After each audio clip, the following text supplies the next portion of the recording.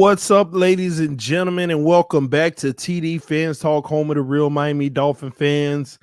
Fresh out of the shower, ashy knuckles, ain't even moisturized my body yet, but we giving this live because, man, boy, oh boy, Tua Tagovailoa had me going today, ladies and gentlemen. We're going to break it down, the truth about Tua Tagovailoa and how he truly earned my respect today. And I'm just keeping it 1,000 with y'all. TD ain't got this whole turning the corner or nothing like that. This is just the reality. He really earned my respect with the things that came out of his mouth today. We're gonna break it all down, what it means, and I'm gonna have to pull some receipts, ladies and gentlemen. I'm gonna have to call some people out, because it looks like Tua Tagovailoa verified to y'all what I've been saying all this time. He has verified what I've been telling so many people all this time. The same people that argue with me day after day, the same people who argue with me week after week, the things that I saw in his game that he was not doing, he admitted it himself. But it did lead me to a conclusion. I realize it's kind of crazy to me that there are individual people making more excuses for a person than the actual person himself. That is one thing I can tell y'all that I love about my quarterback, Tua Tagovailoa, is the fact that this kid never makes excuses. He never makes excuses. He tells you the truth. He lives by that. But some people try to ignore that to make the situation look just so much better. But his humility is something that I wouldn't trade for the world. Because if you were smart, you would realize his humility is giving us answers. His humility is giving us the inside look of our quarterback. His humility is showing us what we need to look for in his growth, in his progression. So we should appreciate it instead of sitting here lying to ourselves and everybody else, acting like none of these things exist for him. And he earned my respect by acknowledging certain things that exist, by making no excuses and talking about what he needs to do to get better. We're going to dive into all of that today, man. I hope everybody's doing good. Shout out to the mod squad. Shout out to all the members, man. It looks really good to see the green circles for members, man. I appreciate all the members who rock with the channel on a monthly basis, man. Thank y'all so much. Just so you know, those things will start turning color. All right. I'll know who were day one members because it's green right now. I think after you've been a month, it changes color. Then after it's been like 6 months, it changes color. A year, it changes. But it's 6 different colors. And we'll talk about the top color at some point, man. But I appreciate y'all being a member. And as time goes on, shout out to Tracy Bailey. I appreciate you being in here with us. DWA representing. But yes, man, I can't wait for those membership colors to change. It's just the significance of how long you've been a member. So I think in about 11 days, we would officially have hit 1 month. We only got one member that's been a member for 19 days. Everybody else has been 18 or so forth and so on. But it's pretty cool, man. Shout out to Airborne 2 said, what about Patreon members? Airborne, shout out to all the Patreon members, but I told all the Patreon, I've made 2 videos already letting the Patreon members know, cancel Patreon and become a member over here. Okay. Cancel the Patreon and become a member over here. That way I can keep it all in one place. I can honor everything that I promise you. And somebody said 1 month, 2 months, 6 months, 12 months, 24 months. Yes. So the colors get larger and larger, man. But again, shout out to all the members. Shout out to the mod squad. Let's dive into it. All right. Let's dive into it. AB or Ab said, keep that same energy, TD. You think he ducks? We all know that. Wait, keep that same energy, TD. You think he ducks? We all know that. You gotta rephrase your comment because I didn't understand it, AB. Reframe it, bro, so I can understand what you said. But anywho, let's dive into it. All right, here we go. All right. It says page not found. Go to my home page. go to my homepage on YouTube and use that link for membership. Y'all forgive me. I don't know why it be doing that, saying that the page isn't found and all of that mess. But go to the homepage on YouTube and you'll find the link for membership there. All right. Anywho, man, like I said, let's dive in. Let's get to business. Let's do what we do. Let's talk some Tua Tagovailoa, man, and his everything that he basically said today. Matter of fact, I might have the footage. That'll even be better. That'll be better. How about I play the footage and we can listen to it ourselves and we can break it down? Would that be better for everybody? Let me know in the comment section if that's what you want. I think that'll be a lot better. All right, y'all bear with me one moment while I pull it up, but I'll get us squared away. Here we go. To a T. Oh man. All right, share my screen. We'll go Chrome tab. Share audio. Share. All right. All right, let's do it, ladies and gentlemen. Let's do it. Doing fine, thank you. I know you've addressed this with other audiences in the past few months, but now that you've had some time to reflect on last year, in what ways would you say your rookie season was not up to your standard? I know you've expressed that sentiment in the past. Yeah, I'd say in every aspect. Getting to the line of scrimmage, kind of getting that order of operation down, my cadence, and then pre-snap reads, and then my post-snap reads, just the whole shebang with that. That's the biggest point that I was telling everybody, that he did nothing pre-snap and post-snap. And that was very telling. I told y'all when he came to the line of scrimmage, he ran the play that was ran. He never, if a man looked like he's coming on a blitz on the left side, he didn't do anything. He just said down, said, hey. He just started the play.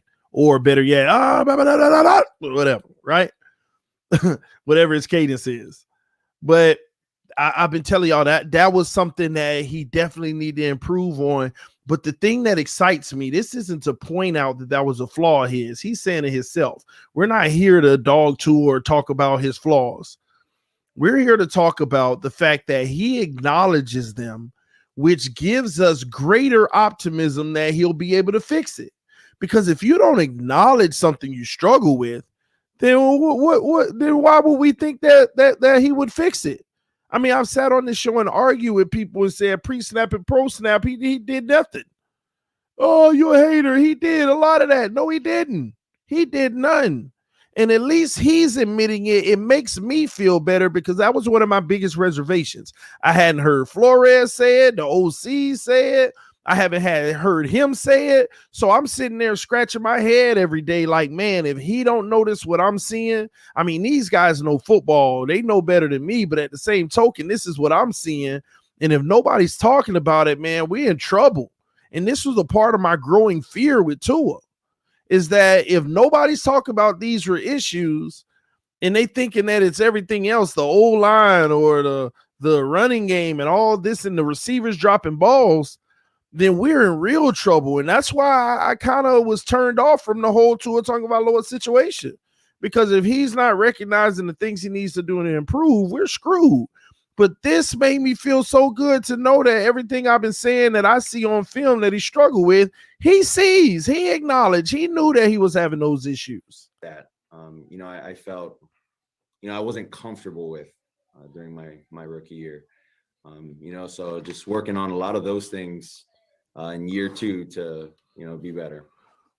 What is your comfort level in May of 2021? Where do you sense the biggest difference in that regard? Well, I'd say it's still a work in progress with all of those things. It's all right. Having the guys hear my cadence, getting the order of operation of hearing the play call in the huddle, getting to the line, shifting guys, moving guys, and getting everyone in the right spot. I still think it's something that I got to continue to work on. What's going on, Tua? I don't know if you heard Mike Gesicki's nice little rant about you just now, but saying that people were saying stupid and incorrect things about you and having the wrong views about you. What do you think about Matt going to bat for you, and what do you think about those things yourself, man? Well, that's very kind. I actually didn't hear that. I don't know if Mike just said that. He did. Sorry, I don't mean to put anything in your ear there. Oh yeah, no worries. Yeah, that's very appealing to hear. When guys like Mike and other teammates can kind of help, with rallying in that sense. A rookie quarterback coming into year two, but to be honest, that's not really something that I'm focused on. I really appreciate Mike saying that, but I'm really focused on making this jump from my rookie year to this upcoming. We all are, man. I know when we saw you during your documentary, it was watching you kind of watch the TV during the combine process and what people were saying. That really, my focus is just continuing to work on those things that I couldn't work on last year. Is getting stronger, kind of bettering myself, like I said, with things off the field. And then strength training and conditioning is, get some throws in with guys. I'm trying to fast forward to the main part. Hey, Tua, good to see you. That was actually what I was going to ask you about. You have clearly worked out a lot more since the season ended than I have. I have not worked out at all. What areas did you target in your strength and conditioning program? And do you feel that it's going to lead to a stronger arm, greater arm strength? Now that's interesting, the arm strength question. Because Omar Kelly did tweet that today, because there's this big debate whether or not Tua has a strong arm or not. I personally don't see a strong arm, but I see a sufficient arm, a good enough arm. It's not this cannon that's gonna, it's not a cannon, but it's a strong enough arm. And Omar Kelly did tweet that today. He didn't see any improvement in arm strength today. But they haven't done much work. And again, I don't think that's going to be a big issue long term. We don't need him to have a cannon. We just need him to be accurate, efficient with the football, and get it where it needs to be. We don't need him throwing 60-yard bombs every play. Right?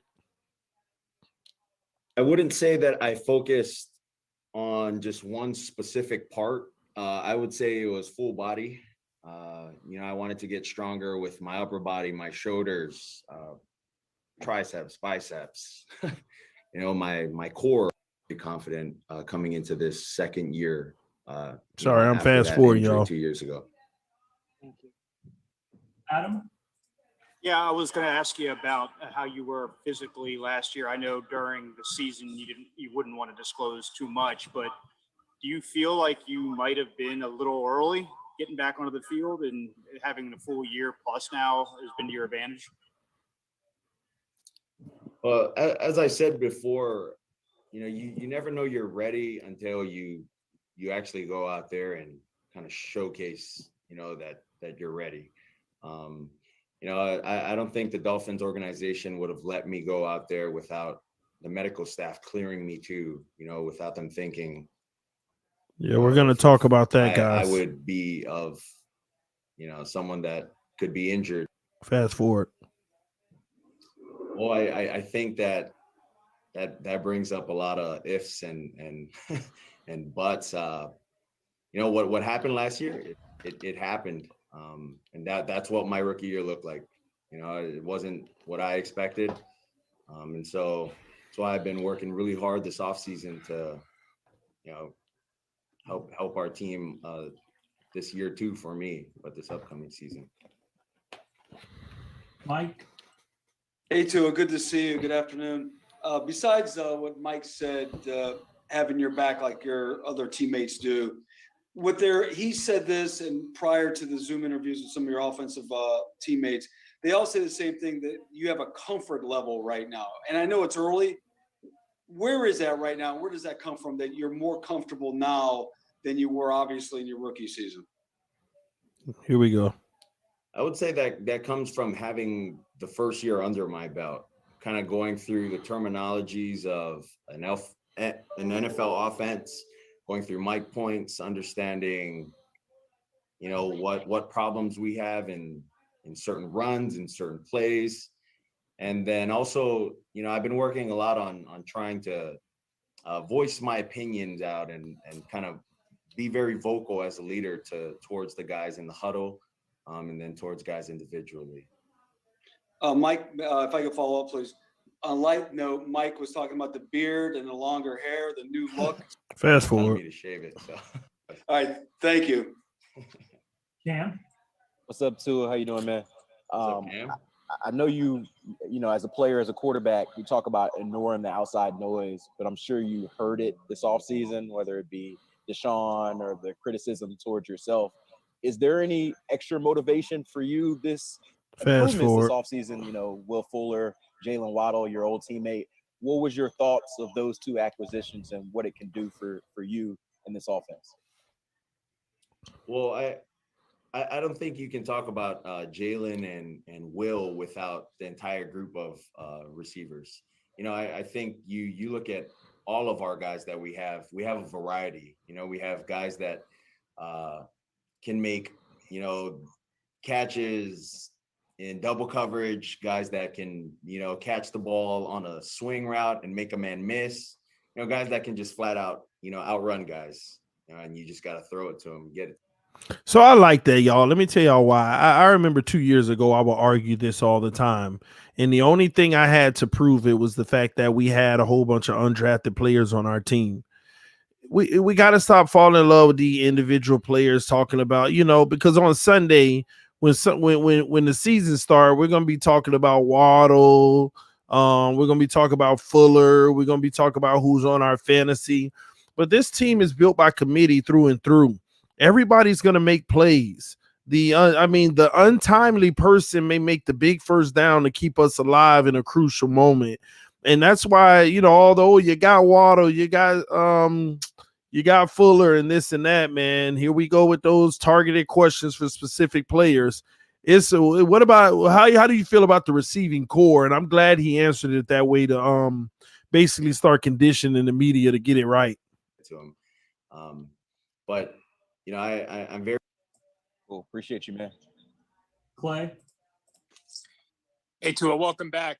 Coach mentioned earlier today, he was discussing your decision to kind of stay in South Florida as opposed to go back to Hawaii in the offseason, staying here, working out with your teammates in the pass catch. You look at the weather here, aside from that, visiting family back, opportunity to kind of gather a group of guys, receivers, gather some of the linemen this year and kind of have that operation going at the line of scrimmage with the guys. And I wouldn't be able to throw to my guys too if I was all the way in Hawaii. So we're working on the timing, and all of those things that you don't just wake up and do, as Flo would say. You don't just wake up and you're able to do this. You got to kind of do it consistently and build a discipline to do it. Hal?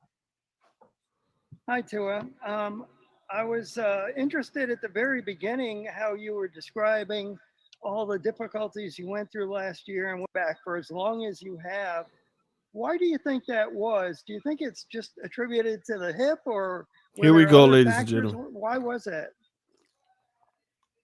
Well, it's the NFL.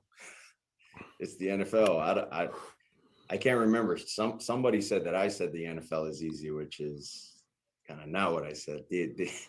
I kind of swayed it to our coaches help, getting the defense into whatever looks that they're going to run, kind of they help us, on the offensive side, make it easier for us so that we see the looks and we know what's coming, which obviously is going to be different every game. But yeah, it's the NFL. You never know what you're going to expect. All right, we've got time for two more. We'll go to Travis and then Omar. Hey, Tua, good to see you and talk to you again, man. You've talked about the conditioning and the workouts this offseason. We've seen the videos and the photos and stuff. I'm wondering as far as how that applies to the physical aspect? You know, you've talked about the confidence you get in position. Oh man, I'd say I can feel it. You know, that's one thing I can say. And then also from recordings, I can see the difference. But as far as how I feel overall, just, you know, physically and mentally, you know, I think I'm at a better stage than I was last year. Was that something that you kind of thought about when you tried to really, you know, get your motion into the throw and drive the football? Was it kind of in the back of your mind, or is it something that's been removed this year? Can you elaborate? Sorry. Yeah, like just with how the hip kind of felt for you last year when you were trying to drive the ball down the field, did you ever kind of feel any hesitation or just note it in the back of your mind? And has that, if so, has that gone away this year? To be honest, I wasn't worried about my hip last year. I wasn't necessarily thinking of it while I was making throws or was on the run making throws. You know, I just think that coming into this year, just throwing isn't as much arm this year as it was last year. You know, it's kind of everything, using my legs, using my core, and then the arms just following. Very similar to golf, but yeah. Last one, Omar. Tua, I just want you to know I'm Team Beard, and I know my brother Tua is as well. We want to keep you in the family here. But in terms of chemistry with your weaponry, that was something that a lot of people felt like wasn't there late in the season last year. And I know a lot of injuries played a part in that. How much do you feel that can help you improve from a performance standpoint?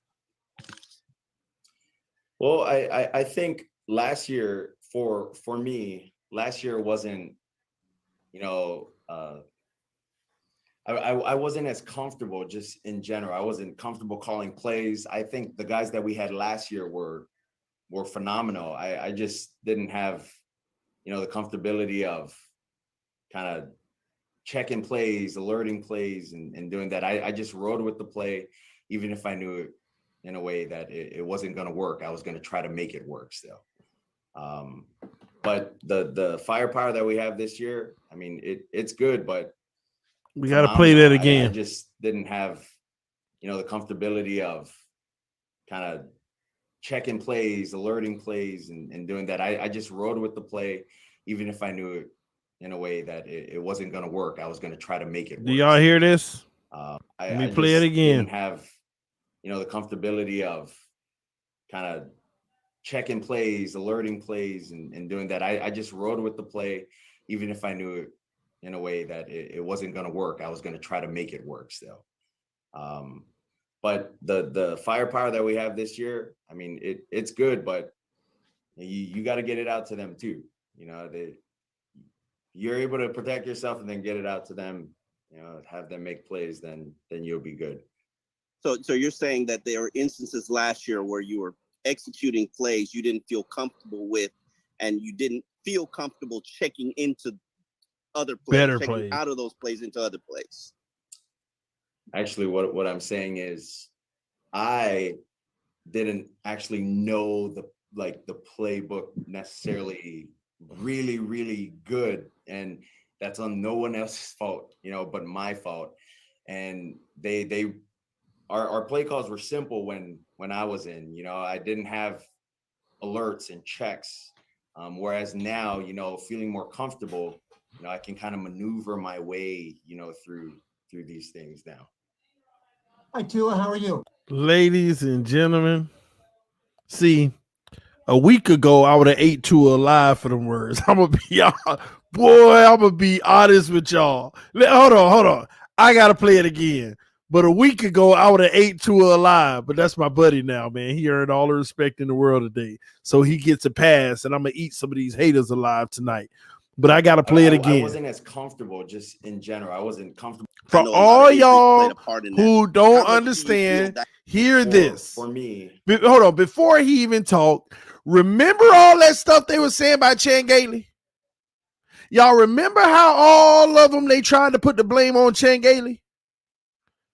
If you've been on this channel long enough, put it in the comment section, yes or no. Did not tell them they got the same freaking playbook, but they only giving two of the plays he can handle. He either can't handle or he don't know all of them. Didn't I say that? Didn't I say that a million times? Put it in the comment section, yes or no. I said it's the same playbook, but they only calling the plays out of the playbook that they know he can handle because he probably don't know the whole playbook and he probably don't know how to check out of some of them.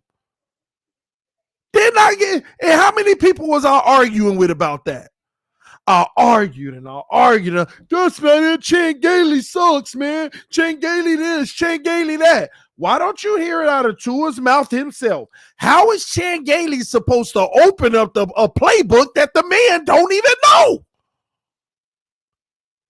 I said that every week. How is Chan Gailey supposed to open up a playbook that the man don't even know? Chan Gailey told y'all himself. Chan Gailey said, when Fitz is in the game, I can do a lot more because he knows more. Tua, I'm limited based off of what he knows. Chan Gailey said it out of his own mouth, and everybody brushed right past him, be like, man, Chan Gailey got to go, man. It's Chan Gailey. He ain't calling the right plays. Chan Gailey told y'all this is what was happening. He said, I have to limit the playbook for Tua because of what he knows and what he don't know, what he's comfortable with and what he ain't comfortable with. The man told y'all that, and y'all still want to find the person to blame, Chan Gailey. Some of y'all owe Chan Gailey an apology, and I'm going to do it for y'all because some of y'all pride too strong. Chan Gailey, 50% of Dolphin community, they apologize to you for defaming your name. Because let me tell y'all something. Remember when we thought Chan Gailey got fired and he didn't? And Flores was like, no, I expect Chan Gailey back. I'm going to be honest with y'all. Half of y'all Miami fans ran him off. That's why he resigned. That man wanted to come back and do it again with Tua. But some of y'all ran him off. You ran Chan Gailey off because you were giving him a negative look to his family when he was already doing our coach Brian Flores a favor by coming out of retirement just to help. That's real talk. That's real talk. Y'all all wanted it to be Chan Gailey because nobody wanted it to be Tua. And it ain't a big deal that it's Tua. At least the kid humble enough to admit it. It's not a big deal that it was him. But what I'm saying is y'all wanted it to be Chan Gailey so bad just to make Tua look better. Y'all went to every link to defame wide receivers, to defame offensive linemen, to defame tight ends, to defame coaches. You wanted to defame everybody around this organization as long as it didn't look like Tua was the issue. And that's why I respect him. He basically shut all y'all up, but some of y'all still ain't going to admit it. Some of you still going to find the excuse out of the words he said. Some of y'all, it's going to be all words on Twitter tomorrow. Oh, he's just being humble. Yeah, I know. This man said, hey, shout out to Omar Kelly. Omar paraphrased, had to make sure he understood what he was saying. And then what's even crazy about Omar making sure he understood, Tua kind of made it even worse by saying, well, no, what I'm actually saying is I didn't even know the playbook. That's what he said. He was like, yeah, when I got to the line of scrimmage, I saw the blitz coming from over there, but I didn't feel comfortable. Okay, am I supposed to tell my O-line, hey, we shifting left? Am I supposed to give the alert or the hot route or the audible into this better play? How can I audible into a better play when I don't even know the whole playbook? How can I call my protections whenever I don't even he was behind, y'all. His learning curve last year was behind. Now let me tell you, I'm gonna be honest with y'all. It does concern me with Tua that he was that far behind with the playbook, only because he was limited in what he could do physically, but he had all the go-ahead to do what he needed to do mentally. They were off the field.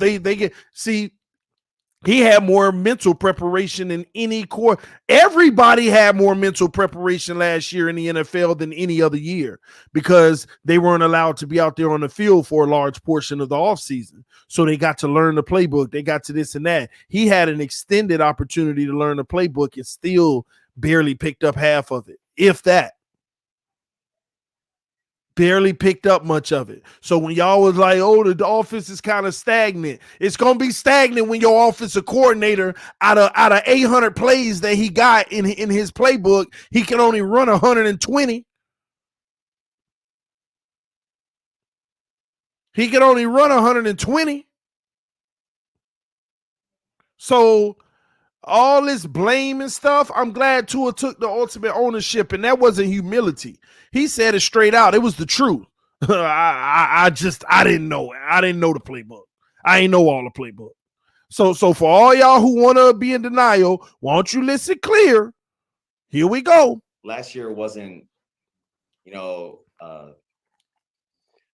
wasn't as comfortable just in general. I wasn't comfortable calling plays. I think the guys that we had last year were phenomenal. I just didn't have, the comfortability of kind of checking plays, alerting plays, and doing that. I just rode with the play, even if I knew it in a way that it wasn't going to work.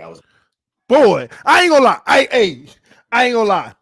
That's why I said a week ago I would have murdered him for this, but I love his humility. He gets all the passes in the world from me. But when I hear him say that out of his mouth, my stomach turns upside down, y'all. I got to be honest with y'all. Every time today I replayed that right there and I heard him say, even if I knew the play wouldn't work, I just ran it anyway. My stomach turned upside down. You know why my stomach turned upside down? Because all that optimistic winning that I wanted to happen, I feel like it still should have happened. But this was a major issue and why it didn't. Like, imagine your quarterback going to the line of scrimmage in a crucial game like Buffalo, and he sees a look that he know ain't going to work. But since I don't know it, what? That was it. What? Oh, I see the blitz to the left. I should be calling my protections, but I don't know what the terms or what it is to do to call it right now. So, what? Oh, man.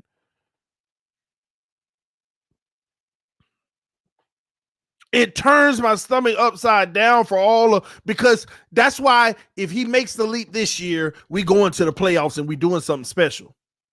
But he got to do that. Because last year we should have been in the playoffs and we should have did something special. Oh, why y'all think we kept punting the freaking ball? This is the NFL. On every drive, you're going to get at least one look that you don't like, and you got to be, as the quarterback, able to get out of it. That's why we kept punting the ball. This is exactly why we were punting the ball every chance.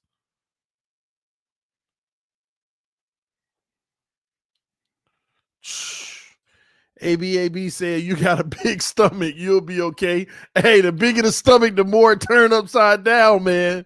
Real talk, man.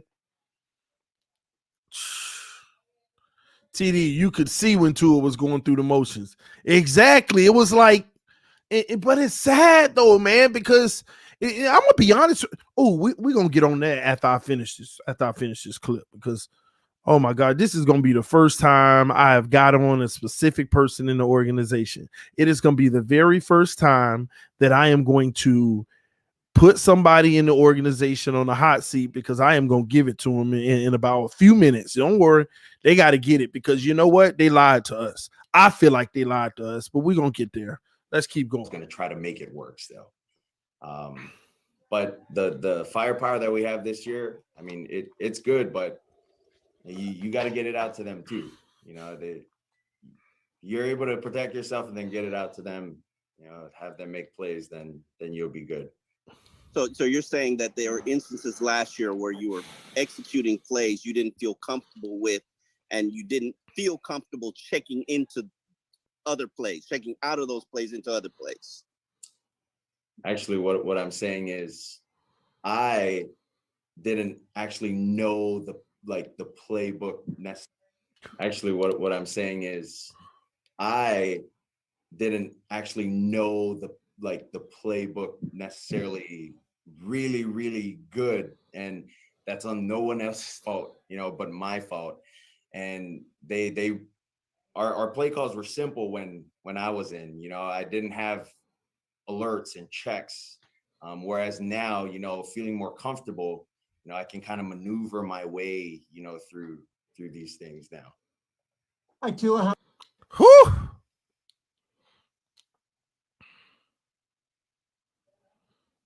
I ain't gonna lie, it don't get more honest than that. This kid is humble, and that's what I love about him. But he gives you an inside look, and this is why you gotta root for him, because he could tell you his flaws, and if he overcomes those flaws, it makes him great. It makes him great. It really does. But on to the nitty gritty. Brian Flores, pull your chair up. Pull your chair up, Brian Flores. No, we don't operate like that, B-Flow. I feel betrayed, B-Flow. I feel betrayed by Brian Flores because he sits here, and let me tell y'all, there was this little itty bitty disgruntledness in the locker room. You know it was. That's why nobody wanted to come out and give Tua all the endorsements and all the big ups. They just was like, that's why you heard the rumblings of people criticizing him, certain players and stuff. Because I feel like B-Flow, B-Flow. See, I'm trying my best to not say the word lied to us, but B-Flow. You told us that you put the quarterback that gave us the best chance to win on the field, and based off of what Tua Tagovailoa just said, stop it. Stop it, stop it, stop it. When this man is out there running plays, that he know ain't gonna work and don't know how to even check out of it or what to do to check out of it because he don't know the playbook, the alerts.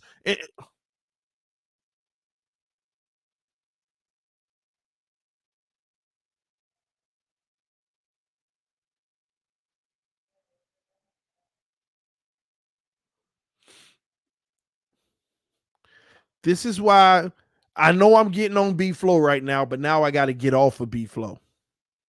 Because this actually, see, I'm just thinking about this real time. Forgive me for getting on you, B-Flow, because here's why I shouldn't have never even got on you in the first place just now. This verifies what I told y'all whenever they announced Tua Tagovailoa as the starting quarterback. All y'all was sitting there saying, no, that ain't what's happening. He gives us the best chance. This verifies that it was an ownership decision or a GM decision. This was Greer or Ross's decision to see what they had. They saw Herbert over there, doing a little something. This was nothing but a Greer or a Ross decision, because when B-Flow even came out and announced it, he couldn't even confirm that it was his decision. He was just like, we're just trying to do his best for the team, long term, short term, all that mess. I was spot on this entire time about the entire bio of this kid in this organization with that whole situation. It was a general manager or owner decision when the man didn't even know the playbook, but he give us the best chance to win. It made me scratch my head, and I'm like, man, all right, he gives us the best chance. Okay. But then when you watch the game you watching them on the field, it's like, you see where I'm watching plays where you see where, and let me tell y'all something else. This is why y'all are so wrong for doing our players like this, man.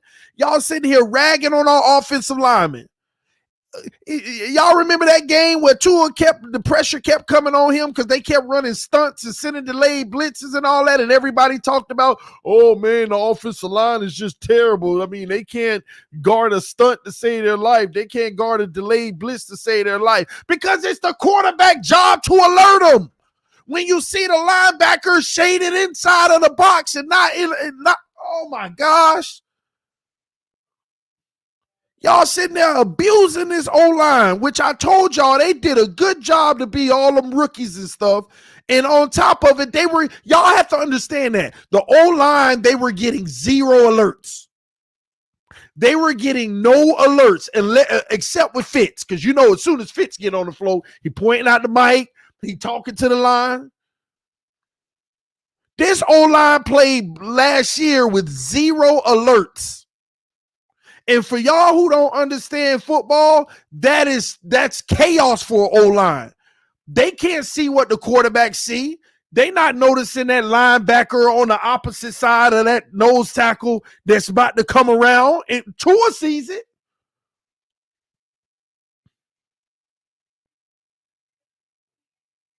Your O-line was getting no alerts. Your wide receivers about to, and then oh my gosh, is it not coming to everybody? Then we talk about, man, none of our wide receivers got any separation. Nobody was open. Tua knew they wasn't going to be open before the play was called. He's sitting there under center. He like, I know the play we got called, and I'm looking at the defense. Oh, they about to smother these receivers. They ain't nobody finna be open.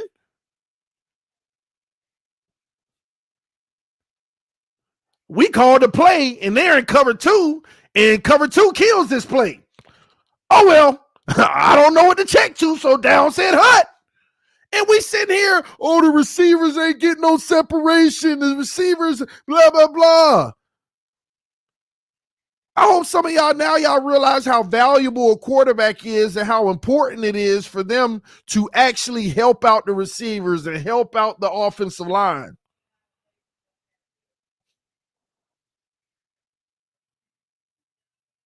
This is what we heard all year. Man, none of the receivers getting separation. They got to run the play that's being called. I'm on a go route, and then I got safety help over the top. The receivers can see it too, by the way. That's like Devontae Parker on the outside. I'm supposed to run a go route, but we got cover 2, and they shaded to my side. I'm finna be double covered and draped over. So I'm not, the receivers know what time it is. I'm not finna put 1,000% energy into this crap. I already know what the defense is. They smothering me. Hopefully one of them intermediate routes got it covered.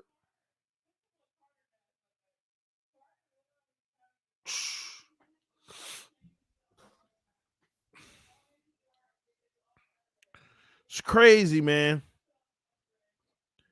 Everything was revealed today when Tua Tagovailoa speak, and I respect him for that because it takes all of that negative, it takes all the negative stuff people said about his receivers. It takes it out of the window because, believe it or not, you had 18 other quarterbacks who had more drops percentage than Tua. Drop percentage than Tua. So I don't want to hear that mess. Offensive line, well, they got to be better. No, they got to know where the pressure coming from. But all of this should make you feel like this is promising. This is promising for our team. Because all he has to do is be better at it and know what to do. Like, think about it. We had dead plays. He recognized that 3rd and 6. This is the call. Oh, the defense they're in is going to murder this. Let me try to make a play anyway. And big ups to him for trying to make the play anyway. And he made some of them. He made some of them anyway. Big ups to Tua. But that's tough, y'all. This is why we were punting. This is why Fitz had to come in and relieve him. Flores knew this whole time. When they came in the game on Sunday, they had a 120 play sheet and 60 of them was run. So he probably had 60 throwing plays and it was like repetitive. All right, this worked earlier. We're going to run this again. Can't even get creative on offense. They need to open up the play. And I told y'all, another thing. Didn't I tell him this every Sunday? I said, well, some of y'all better be careful for getting what you asked for. I said, if they do open up the playbook, you might see some really bad play from Tua. I said, y'all better let it be what it is. Let him run what they know that they feel good about him running. But if they open up this playbook, he might look really bad. And that does not go good for his future. I said that. I was saying that on Sunday during the game. I was saying that during the game. Every Sunday. Simeon, no, he said, you sure did say that. I was saying that. I remember that. Exact facts, TD. Makes perfect sense. I was saying y'all need to chill out. They need to open up the playbook like they did. All these people argue with me, other platforms and all this and that crap. They not opening the playbook for Tua like they do with Fitzpatrick. Gailey doesn't like Tua. Gailey is trying to sabotage Tua. He just likes his boy Fitz. I say, y'all chill out, man. Gailey is trying to protect him. Gailey's trying to give him what he knows he can handle. William said, yup. DDG said, TD, send me those facts. John said, yes, I remember. Nah, I don't know. The truth said Tua trash. That's not dog our boy, man. He gonna have that year this year. You know why? Because he's studying up on that playbook. He learning that terminology. He learning how to audible out of plays. And as he gets better and better, man, it's gonna be wonders. That's all we need. The only thing that I fear now is because I feel like as long as you know your issue, you can work on it. So I ain't worrying about that. We're gonna see what he do when the season come. I'm not holding that against him. But regardless of that, the only thing that concerns me about Tua is the post-snap read. Because they can give you one look and then go into another, because that was the issue I had with him out of college, that everybody once again tried to tell me that wasn't an issue in college. When the LSU secondary said it out of their own mouth, we knew we would beat them. All we had to do is show him one thing and give him another and never let him manipulate us with his eyes with the safety. And get bump and run coverage and man-to-man and send pressure. And they beat him. And that was my only real concern with Tua is post-snap reads. Because he already knows where he wants to go with the ball. He already know where he want to go with that ball. But we'll see, man. It's going to be real interesting. We moving forward. It's not important who was right and who was wrong. The kid admitted his flaws, and I trust him when he say he's working on them. I agree with that. But no. As far as it don't matter who was wrong or who was right and who was wrong. Yes, it do. Yes, it do. I tell y'all that all the time. You know why it matter? Because you got young Dolphins in here. You got young minds that's trying to understand this game. And all this poison that's being spewed, all these false narratives of people that don't know football, they got to get called out. Because they give all this false information. Then when something like this comes out, they just brush over it like it never happened. No, you need to know who you listening to football from. That's just real talk. Otherwise, you had a wrong perception. The problem is, for the last 20 years, we've been looking at the wrong issue with this organization. It's the receivers. Now it's the corners, and Trevante Davis and Sean Smith. Now it's this. The receivers, we get Landry and all of them, and Parker and all of them, still can't win. It's the O-line. We got the unicorn line, still can't win. It's Tannehill. He goes off and balls out for another team. It's the running game. Damian Williams looked just fine with the Chiefs. It's this, it's that, it's this, it's that. But I'm starting to come to the real conclusion. It was never none of it. It was just the leadership. It was the coaching staff. It was the front office. That's what it was all this time. It wasn't the players we brought in, because I'm a firm believer, forget the players. It's about the coach. What can he do with the players he got? Can he develop them to execute a scheme the way that they need to?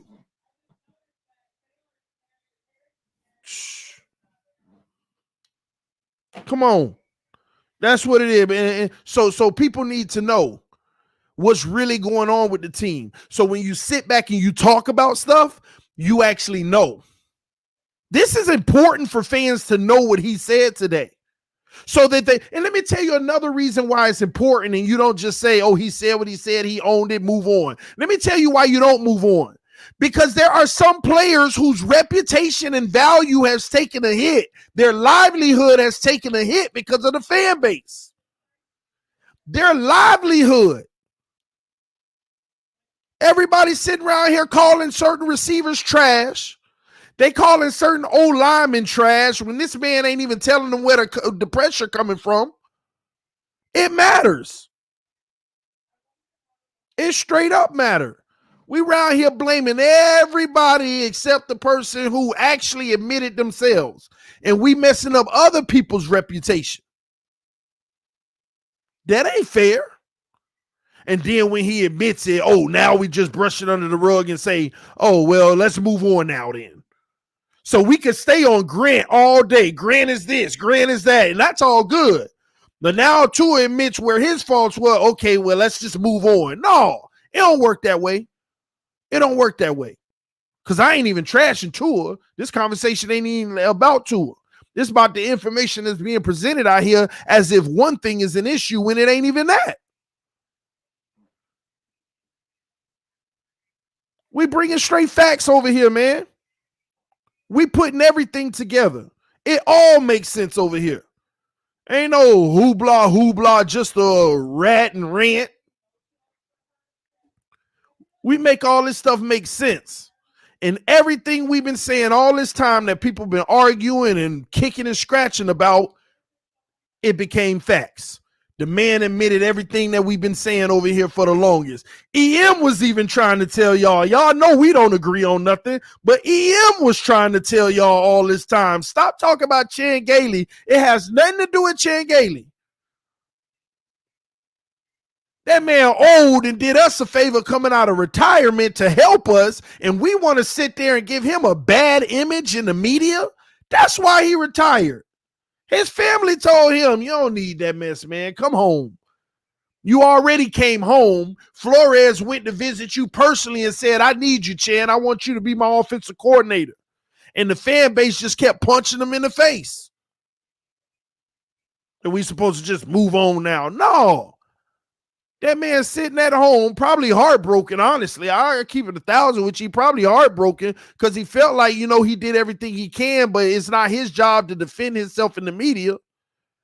Even though he told y'all that he giving Tua what he can handle. But that ain't stop everybody from attacking him. So, and y'all got to understand, when you're on Twitter and Instagram and YouTube all day attacking Chan Gailey and his incompetence and all that stuff that people were spewing, his grandkids are seeing that crap. All that mess, man.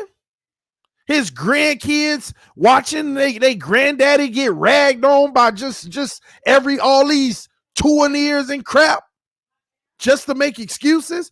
That ain't cool. So yeah, I'm gonna go to bat. Yeah, I'm gonna sit here and talk my talk. Because look, y'all don't care about what that man went through. When Tua basically showing y'all this had nothing to do with Chan Gailey whatsoever. Had nothing. And somebody said Chan Gailey was outdated. He wasn't outdated for Fitz, who knew his alerts, who knew his audibles, who knew the playbook. He wasn't outdated for him. This offense was moving clean as can be with Fitz. Outside of Fitz's issue of throwing interceptions. But the play calling was superb with Fitz. And it would have been superb with Tua had he knew his reads, had he knew his alerts, and knew what audibles to go to. Y'all got to stop that mess. But I'm sitting here defending Chan Gailey right now because that junk ain't cool. This man came out of retirement and talk about how his grandkids thought it was really cool. His grandkids thought it was cool. And then his grandkids probably checking, oh, let's see what granddaddy's doing. Chan Gailey sucks. Chan Gailey is trash. Chan Gailey needs to be fired. Granddaddy, why are they saying you need to be fired? Shame on y'all. Don't even know football, calling that man out and he was never even the issue. So that's why I say you better watch where you get your information from. And yeah, I don't care who platform, who national TV. I don't care. If you are one of them people trying to rag on Chan Gailey, I'm talking to you. That's just facts. That's just facts. And some of y'all don't care. I know you don't care. You're like, yeah, but it's still Chan. You ain't like the man when they say he was going to be the OC to begin with. Freaking shame, man. But it's cool because y'all ain't accountable to nobody. Because you only care about yourself. Man, grandkids probably was looking at like, what's wrong with my granddaddy? And nothing was wrong the whole time, but the ignorant people was getting on this man. And nobody talked about how we had the best offense that we done had in 10 years last year. See, nobody talk about that. The Miami Dolphins organization had the best offense that we've had in 10 years. I tell you no lie. Go look at the numbers. Go look at the numbers. It came out. It was the best offensive rating that we've had in the last 10 years. And that was with the guy who didn't even know his reads, didn't know his alerts. So Chan was doing a heck of a job, if you ask me.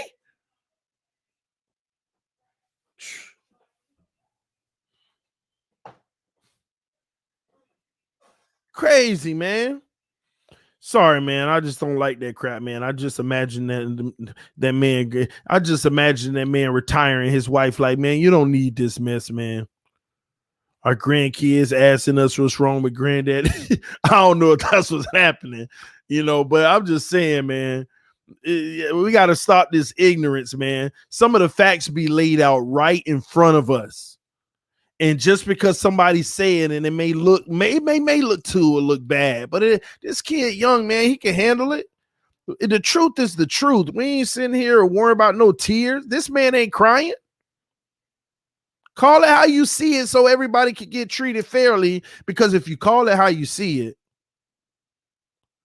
the Miami Dolphins will be a better team, and you'll understand the moves that we make, why we make them, or you'll be able to recognize the move we make, and you're like, I don't know about that. You'll be able to see it yourself. Shout out to the homie G Firm, man. Appreciate you, man.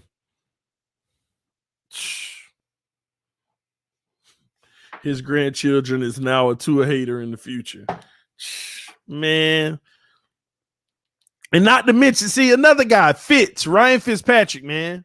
Fitz even admitted. See, Fitz is different than Chan. Fitz admitted it. Fitz said, man, I was hurt. It was hard for me to take and process. Fitz probably cried in the car.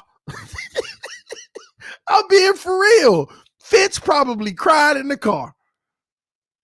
When they made him the starter, Fitz probably walked to the car at the end of the day and just cried, man.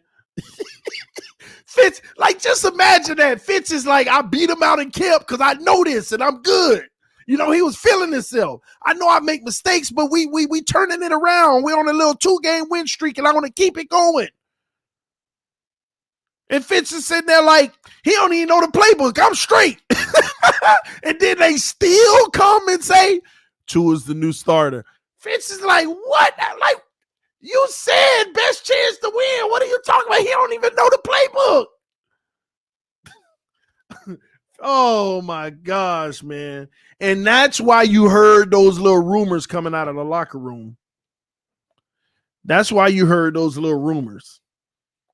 All of those little rumors of this player, players were confused. Players aren't sold on Tua, this and that.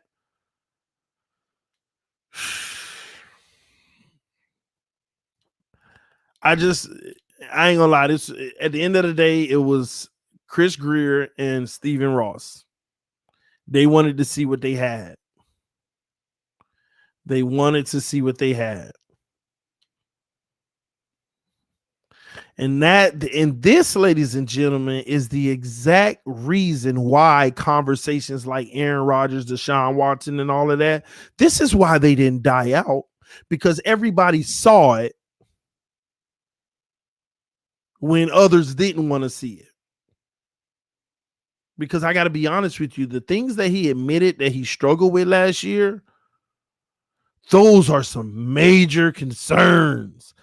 Like that has to be corrected this year, hands down. Like that should be a given. Like you should at least have 2 or 3 plays that you can get out of on every look the defense gives you. If the defense in cover 2, you should have 2 or 3 plays that you could definitely switch it, get your team into. But he didn't even know the playbook well like that.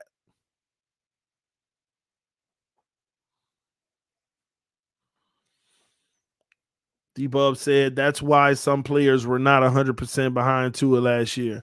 Of course. Of course.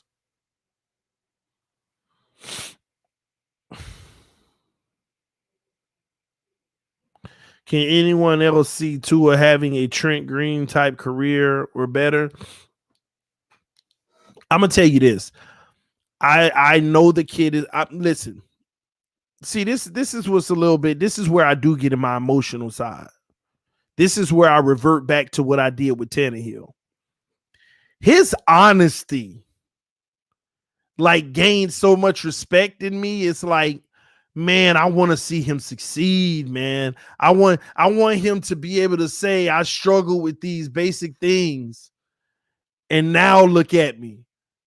Because that humility also exudes confidence that I'm going to be all right. I know I'm going to turn the corner on this stuff. I know I'm going to get it. I feel better even now about it. He still got to put it on the field, but I'm confident. I don't know what it is, but after today made me a lot more confident in Tua.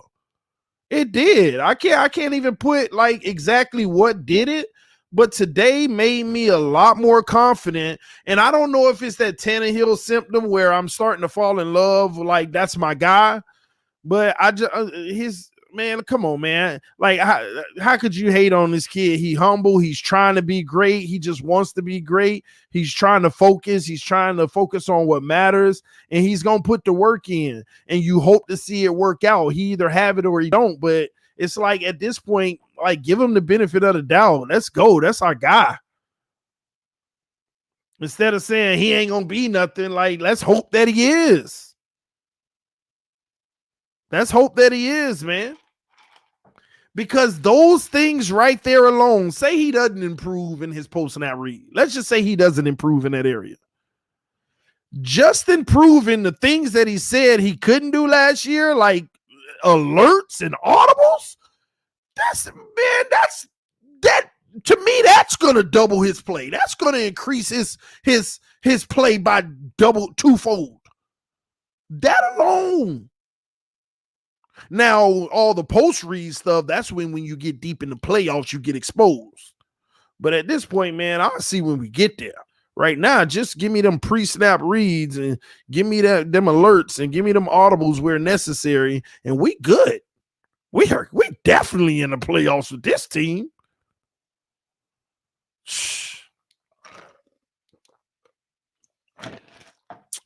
Shout out to the newest member, Marcus J. Welcome to the TD Fans Talk family, homie. It's crazy to me, man. Crazy to me. But we'll see, man. Let me see. If he doesn't improve, bye-bye Tua. Yeah, well, we know that, of course. But I don't know if it's bye-bye because I've even been on record saying he's a year 3 guy. I hope it's this year so we don't have to make a tough decision after this year, but I feel like he's going to come full circle year 3, but if he could do it in year 2, that'll be phenomenal. TD, does this now give credence to place Greer on the hot seat or cause reason to doubt the front office? What say you? No, Donald. These things don't listen. I don't believe in this like hot seat notion. Like you drafted the quarterback and he was a bust. You're on a hot seat. I don't believe in that. First of all, he ain't gonna be a bust. I believe he's not gonna be a bust. But I don't believe in that hot seat stuff like that. Let me tell you why. You draft the guy and you hope he's gonna be great. You do your homework. You see traits that you feel like you can mold or would fit perfect with the team. You bring him in. If he works out, great. If he doesn't, what makes you a good or a bad GM is when you recognize it's time to keep them or move on. That's what matters. When you recognize when to move on is what sets you apart. If Tua plays like he did last year, this year, and they go forward 2 more years with that, that's terrible on Chris Grier.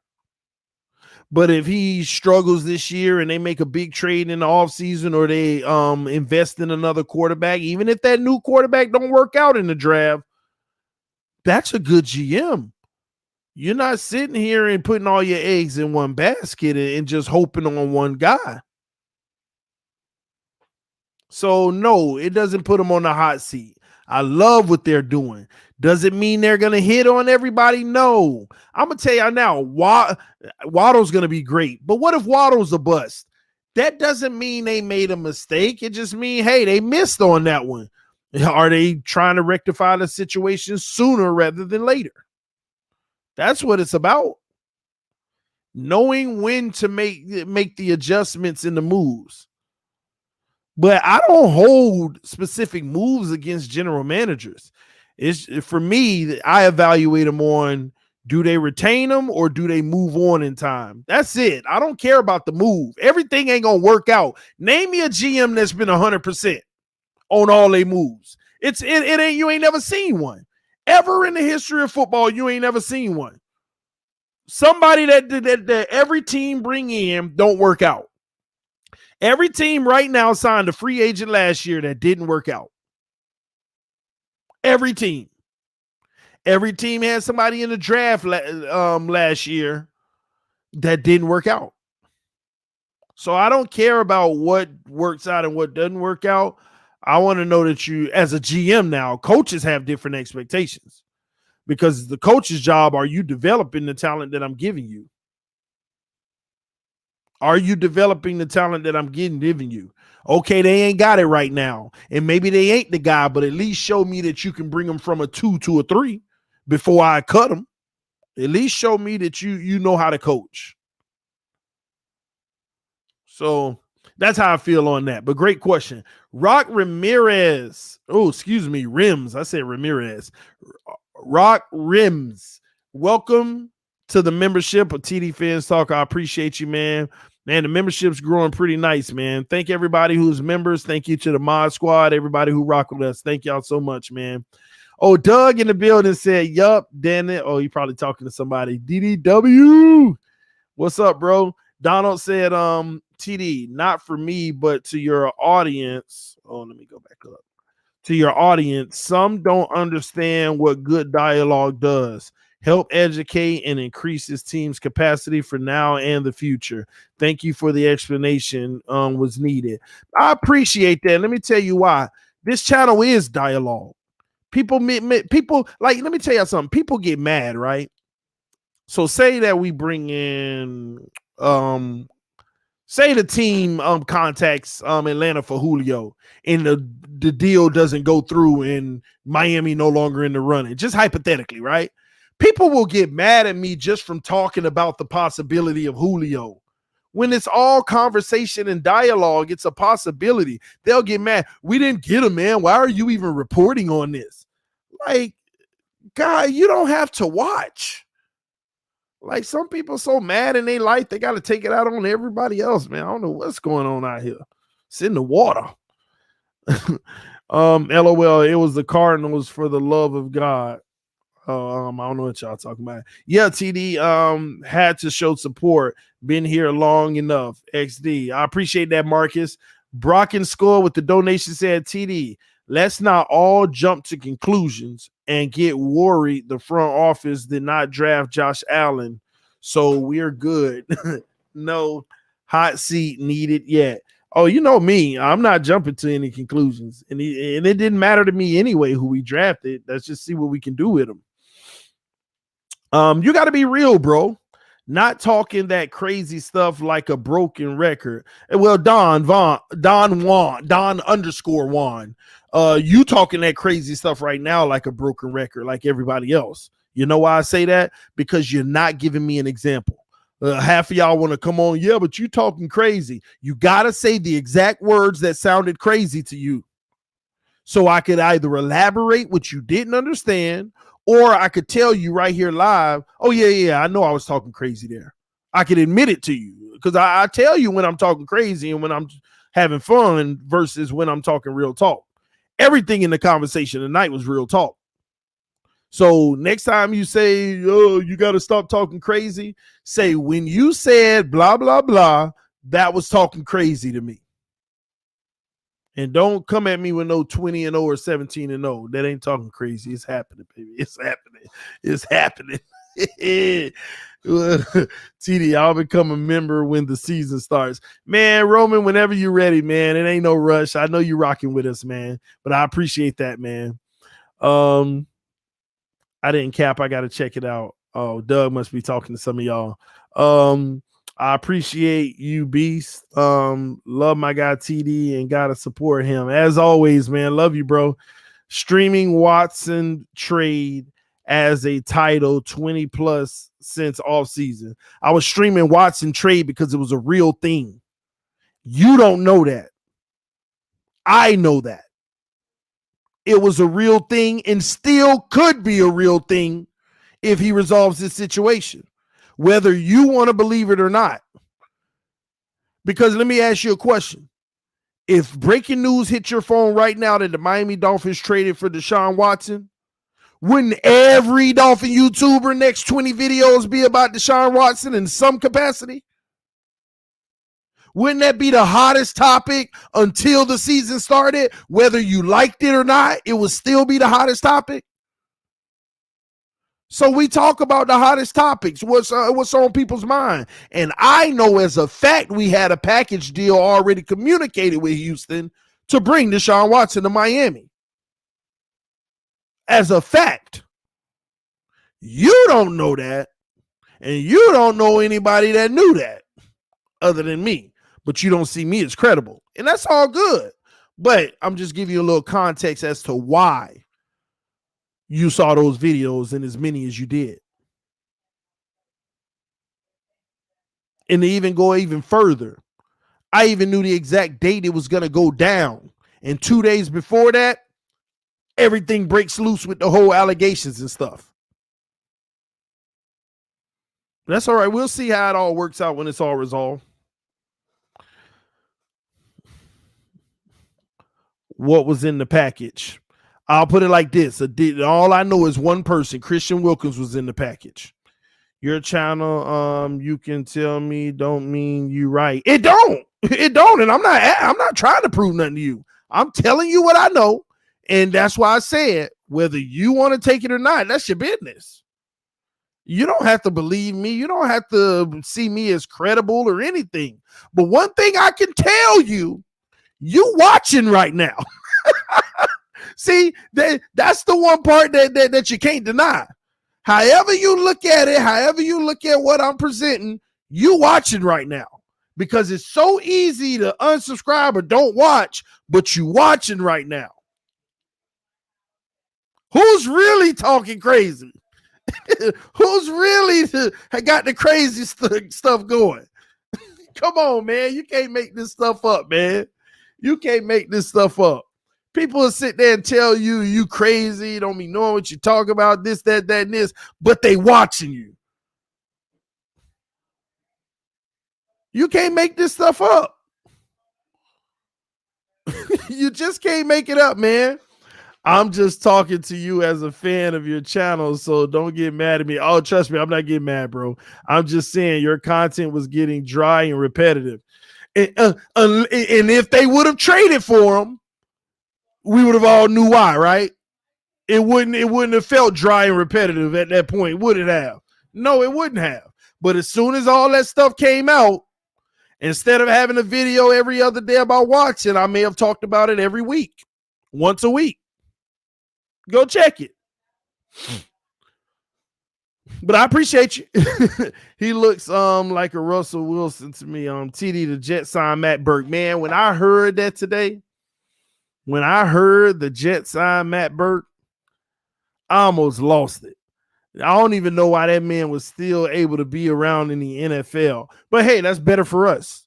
Now, he's not actually calling plays or nothing like that. I think he's like, I don't know, they like made up some type of position for him. But that's better for us. I swear, TD is the Shannon Sharp of Dolphins news. LMAO. Uncle TD. TD, when's the Orlando meetup? We got to do something over the summer. You know what? Me and Vic, man, we gonna talk about it too, man. CB83.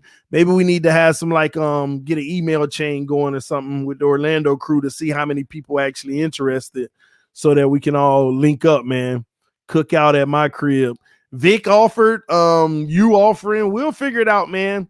I know. Let's get into the summer next month in June.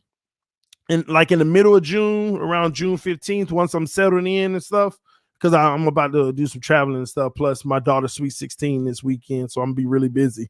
But we're gonna try to put something together, and because that'll be pretty cool. I think we got a lot of people in the Central Florida area or surrounding areas, and that'll be pretty cool, man. Universal Studios meet up. You mean like the walk, like not actual Universal Studios, but the city walk?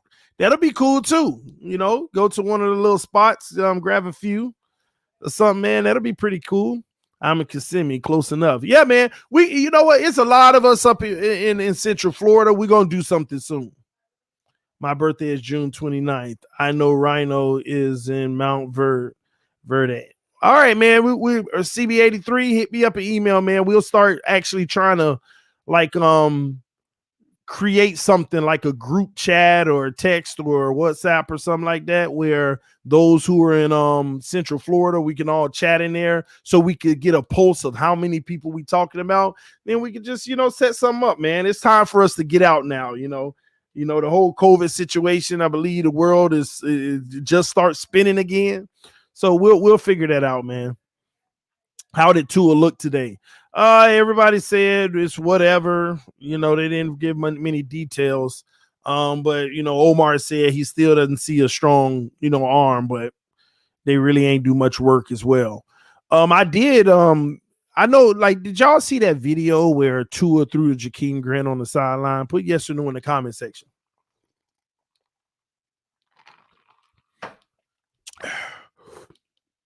Put yes or no in the comment section if you saw that video where they were running drills. Grant was doing like a out or something, and Tua threw it to him.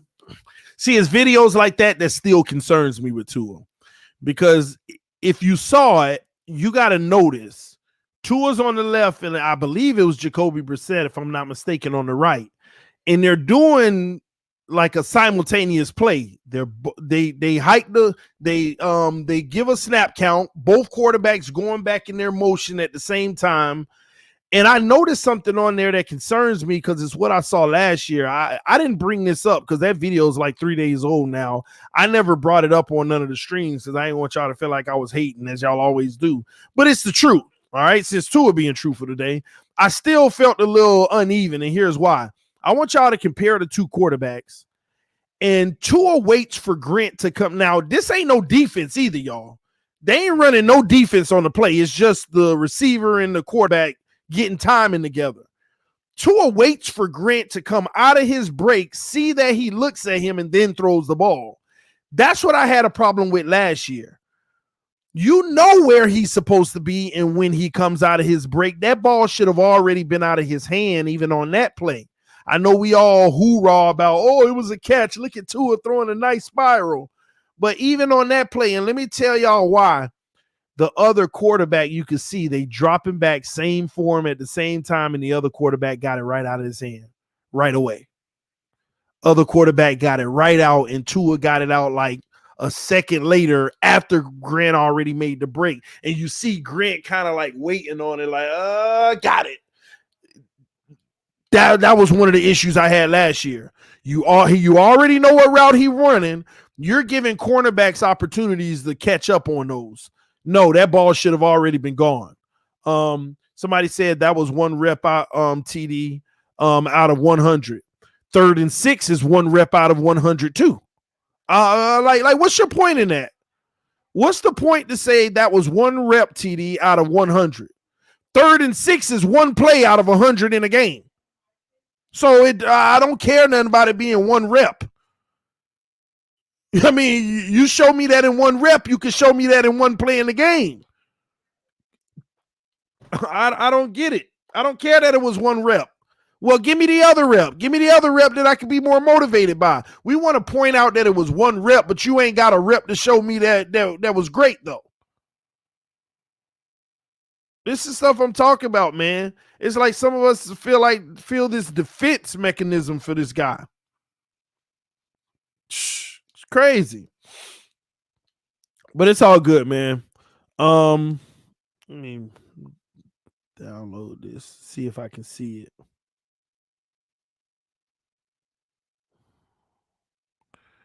Let me see.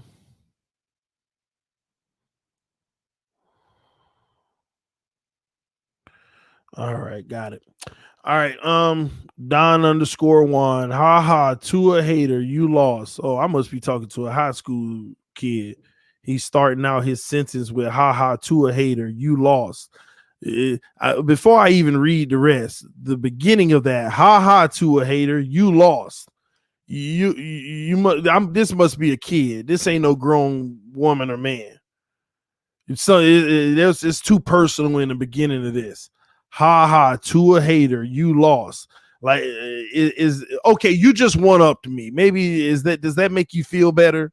I lost. Oh, he laughed at me and I lost. Is that what you're looking? Is that what you're looking for? Let me finish this. You said you wasn't for Fitz getting pulled and Tua going in. Fitz was 1-3 to start the season. That's why Tua went in. This whole channel lost in trash talk, but once again, you're sitting here watching it. Man, grow up. Anyway, but you did bring up a good comment in the middle of that. Fitz was 1-3. Should we pull Tua if he start 1-3 this year? Or should we say it was the beginning of the season? We had a tough stretch at the beginning. Which one is it? If Tua start 1-3, should we pull him this year? Should we? And was he 1-3 or was he 2-3? Because from my understanding, he was on like a 2-game win streak, if I'm not mistaken. But Don Juan, but real talk, man. If it's that bad for you, man, just unsubscribe, bro. You don't have to be here. Because I'm trying not to block you because, you seem triggered and hurt. If it's something that we can resolve, we good, If it's something we can resolve, it's okay. No hard feelings, man. I don't want you to feel hurt. If I said something to embarrass you in front of everybody, I don't want you to feel hurt or nothing to where you have to feel like you got to sit here and attack all day. I don't know. 3-3 TD. He was 2-3, and then the Jets game, you might as well say 3-3 because that game was won when Tua came in. So I believe you're right. He was 3-3 pretty much. He was on a win streak. If I'm not mistaken, he had won like 3 in a row or something like that. So we were headed in the right direction. All right. Somebody said, block that fool. No, he might just be in his feelings, man. I might have went a little too far and said a few things that embarrassed him in front of everybody, Even though nobody can see him, people still get embarrassed online. Oh my God, he embarrassed my avatar. Oh, TD really giving this man an intervention. I don't know, man. It's just crazy to me. People think they be clapping back at you or something, but why are you even here? You're the one looking like a fool for being here. If you got a problem and you don't like the content, why would you even be here? Like, why would you even be here? Like, it's a contradiction like no other, man. They got to tell you. It be those people that hit me up in messages. Bro, I've been watching you for a while, but I can no longer watch you because you said that you don't know if Tua's gonna be great or not. You're supposed to have more confidence in you. Like, why you gotta tell me your life story of why you're going to unsubscribe instead of just unsubscribing? I'm like, hey, wasting time out of my life. Turn me up, TD. What's up, man? TD pulled him from the game in the fourth quarter. LOL. Man, these guys be pulling themselves, man. Nah, it ain't that at all. I just don't understand not backing coaches' decisions and being a fan of the process. Not sure a critic as opposed to fan. Well, Don Juan, if that's the case, we shouldn't have fired Adam Gase. Like, do you really hear yourself? You say, I just don't understand not backing coaches' decision and being a fan of the process. I already know this has something to do with Tua. Because do you have a problem that we fired Adam Gase, or should we continue to have backed him? Should we have never said anything negative about Adam Gase? I would love to hear your answer on that. Should we have given Adam Gase another year and trusted him? Flo ain't Gase though. We know this. Oh my gosh. Yeah, I'm done. I gotta ignore his comments now.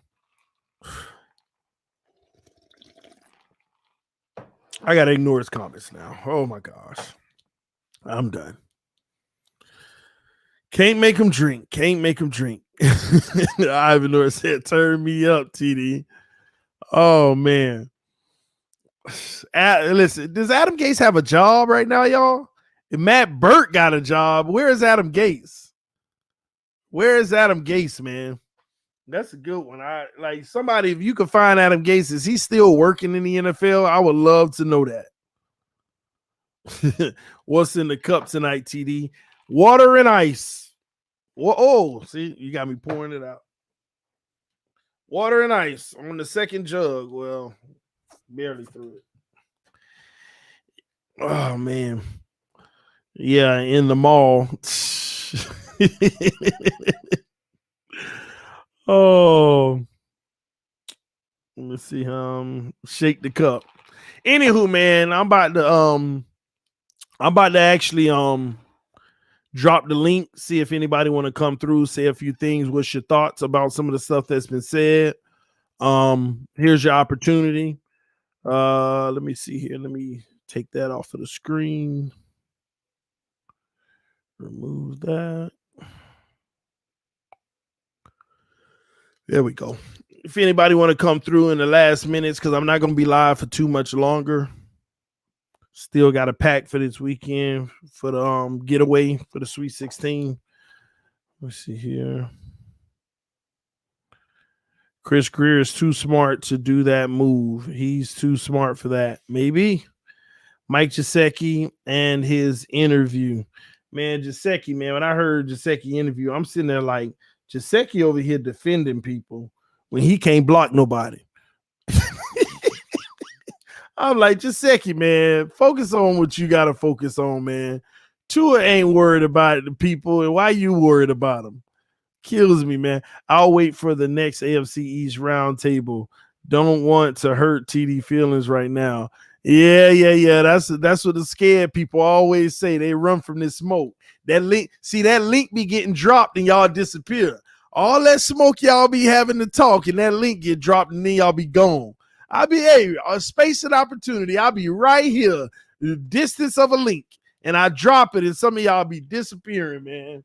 All right, man. Anyway, the Triple S podcast. What's up, homie?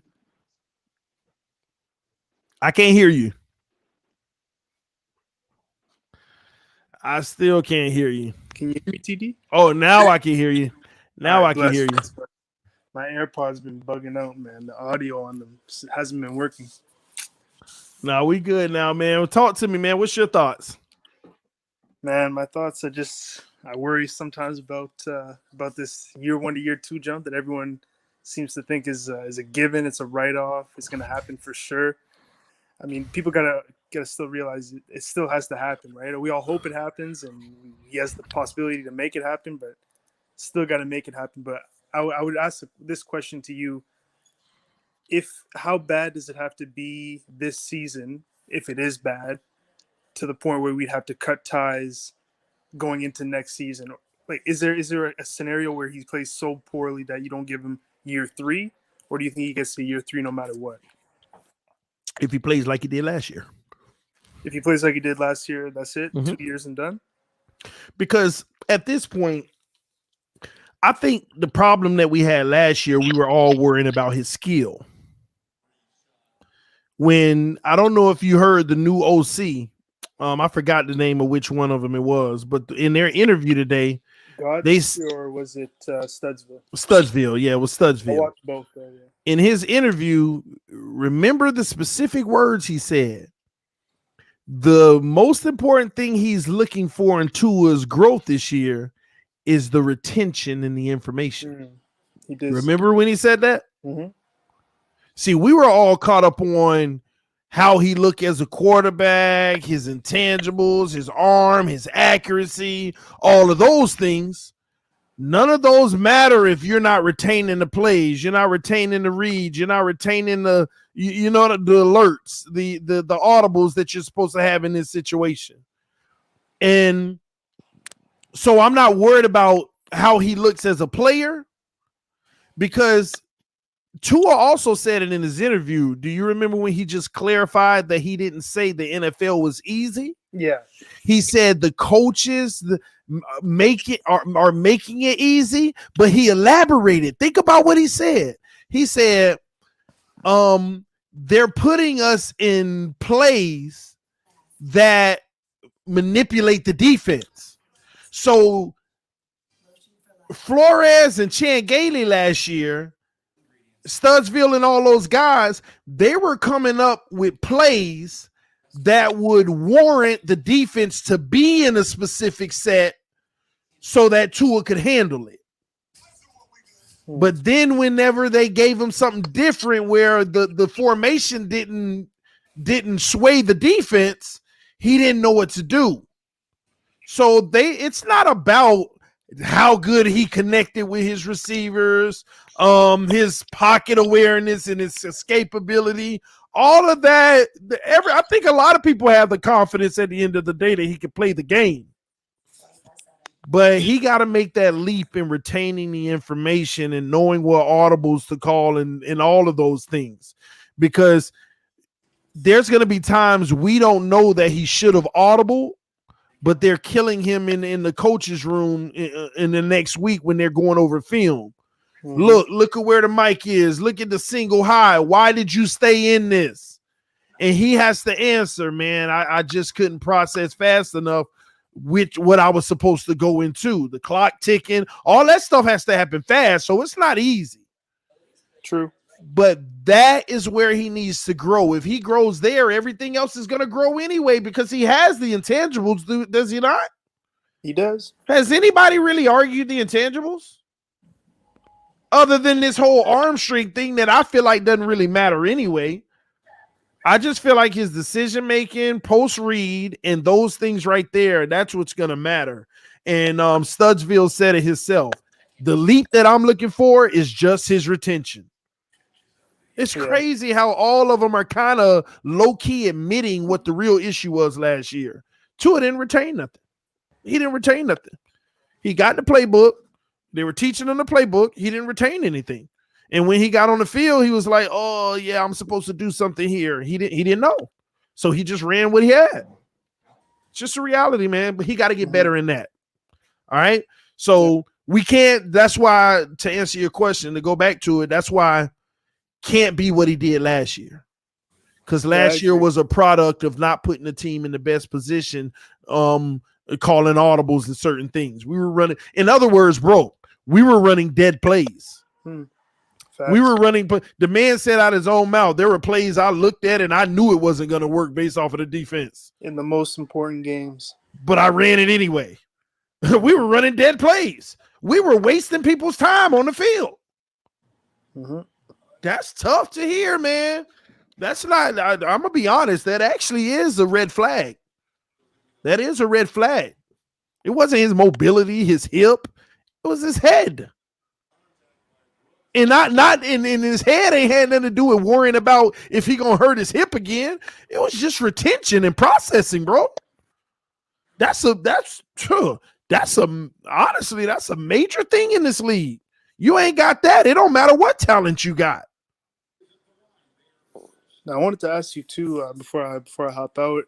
if you had the same inkling as me when I watched because I watched all the pressers from all the coaches. Did you get the same sense of Studsville being much more of a vocal leader than Godsey? Like he seemed like he was more of a leader of men. Godsey kind of Yeah. seemed more quiet, reserved, maybe more X's and O's, maybe, and it felt like Studsville was more of a motivational type of voice that could be in the locker room. Yeah, but this is their audition. Some people are very humble whenever they're in a humble position. Now they have a lot more say and power. Now we have to start to evaluate who they are. So I give no credence in who was outspoken before versus not. Now we'll start to see when this camp comes around, when the season comes around, who's actually, I like to hear certain things from these coaches. Who's talking about expectations? Who's talking about guys needing to do their job and focus on what they need to focus on? Not all that pitsy patty, guys are improving and, we're working hard. No, everybody need to do their job. I want to hear coaches that got the word accountability coming out of their mouth, responsibility, focus. You see what I mean? Yeah.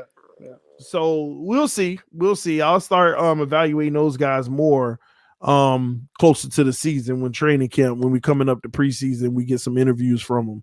I can tell you who's the real assertive one. At that point. You got anything else for me?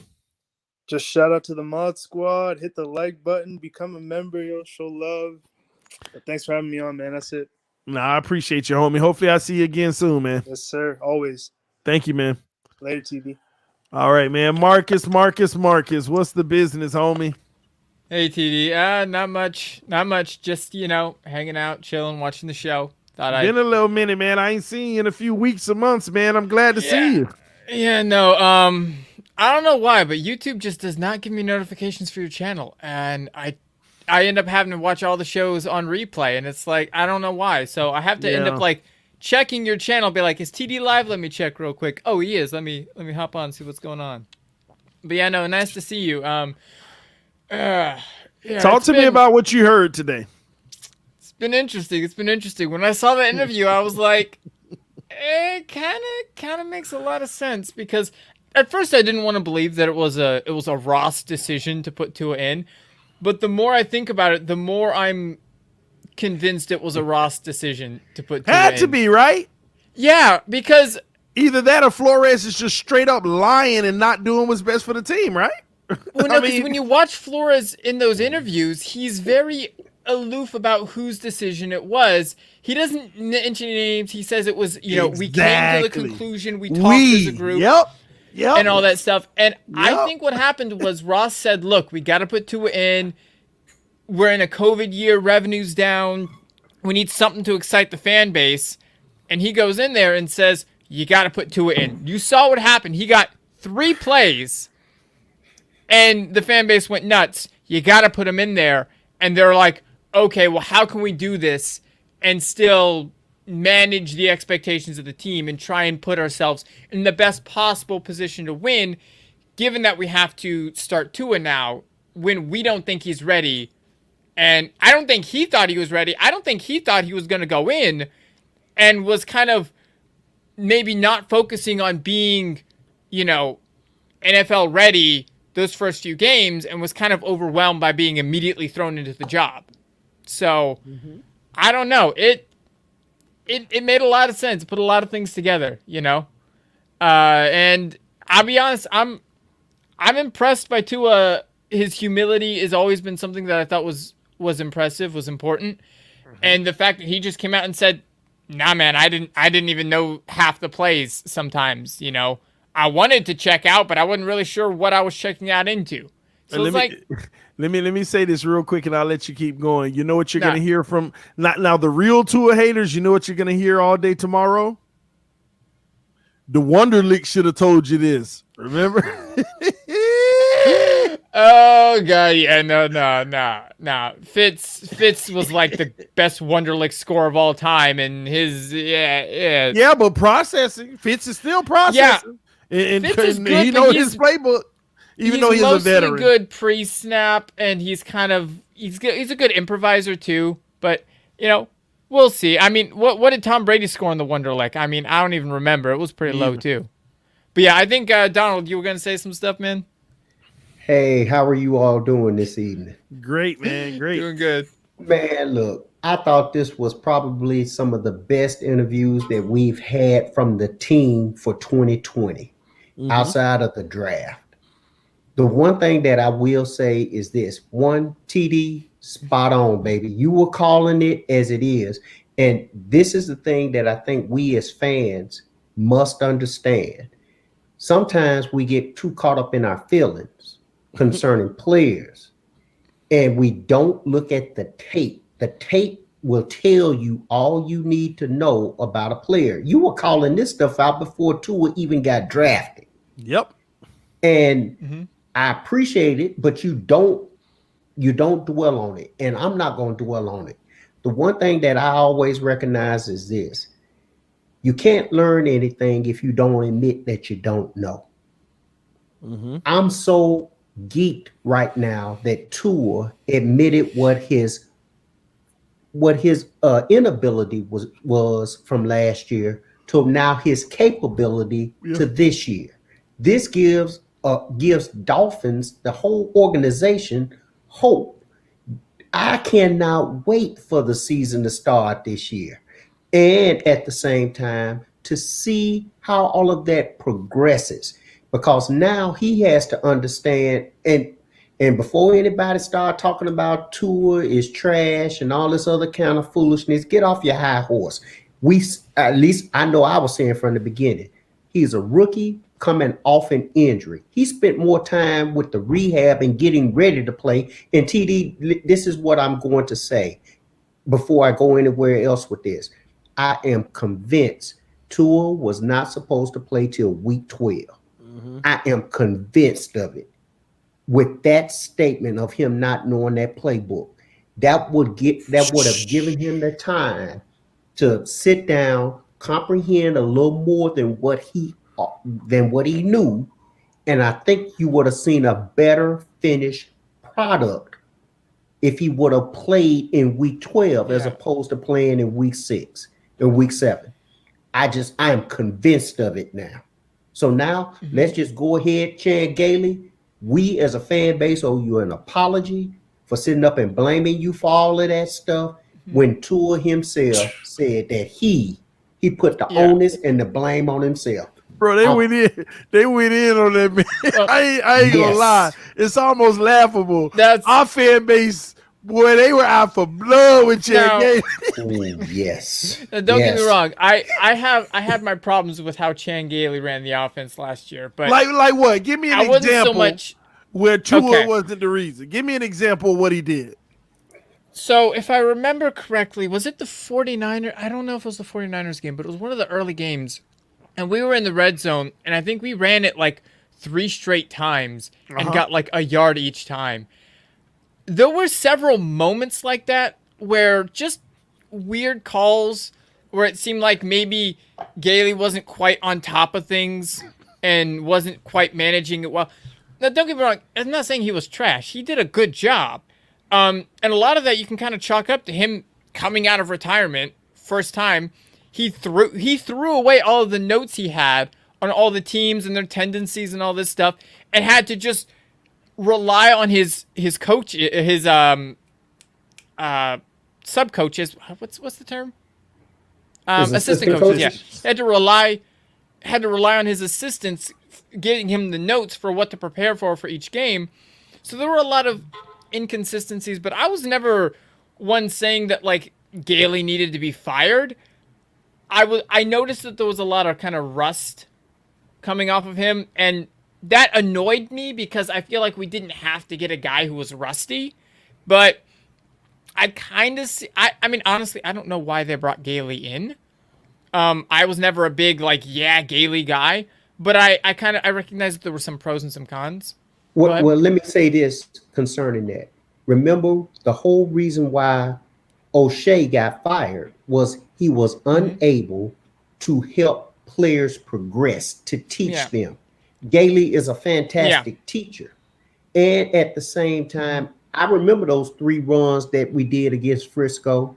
The thing that I believe that Gailey also, because I seen how animated they were when they didn't score. Fitz didn't call the right plays or audibilize when they were lined up. He should have done that. And in fact, one throw, he missed the throw on the last one to Parker when it should have went to Gesicki because Gesicki was wide open in the end zone. But at the same time, that's the familiarity that Fitz had with Gailey. And he could just depend on him to do that. But I cannot wait to see what this team does. And TD, I did want to ask you one question. Did you see Austin Jackson's interview when he said what we, the offensive line, are going to be? We're going to be urgent and we're going to be nasty. I loved that. Loved it. I didn't see that yet, but it's a lot of interviews I gotta catch up on. But I just hearing you say that was beautiful. I wanted to comment real quick, but shout out to Eric Walker with the becoming the newest member of TD Fans Talk. But Marcus, I gotta say this: Tua was in the red zone 9 times. You know how many times we got a touchdown? Like 3. Once. 1 time. Arizona. He had the second lowest. He had the second lowest completion percentage in the entire NFL in the red zone.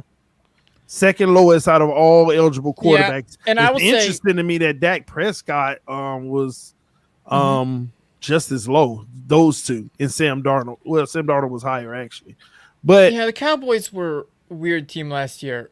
But honestly, that makes sense because the red zone is when you're going to get the most congestion, where audibles are going to be required more often, and you're going to need to be 3 more runs accurate with your reads. You're going to be exactly. But so all I'm saying is the whole Chan Gailey argument, though. You know, there were things I didn't like. Man, I'm telling you, it was all for a reason, bro. It was all for a reason, man. I mean, like I said, there were some things I didn't like, but that doesn't necessarily mean that I thought he was a bad OC. And I think he got too much hate because people were invested in Tua, invested in him succeeding, and wanted to give him every benefit of the doubt. And don't get me wrong, I'm invested in Tua too. I love the kid. I think he's got a lot of potential, both because he's our quarterback, but also just as a person. I think he's a really cool guy. And so I want the kid to succeed, but I'm not going to make excuses where I don't feel they're valid just because, you know, I like the kid. You know, if he doesn't do it, he doesn't do it. If he can't do it, he can't do it. Right? Yeah. I will say that I think it's the OC's and the QB coach's job to make sure that their quarterback is prepared and can run the plays. And if your quarterback doesn't know the playbook, then that's your job to make sure he knows the playbook. But, you know, the situation was a bit more complicated last year than really I think anyone was expecting going into it.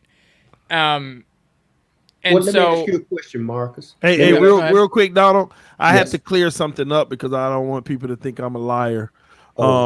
They really don't listen to me, so they're in the comment section saying that I'm lying.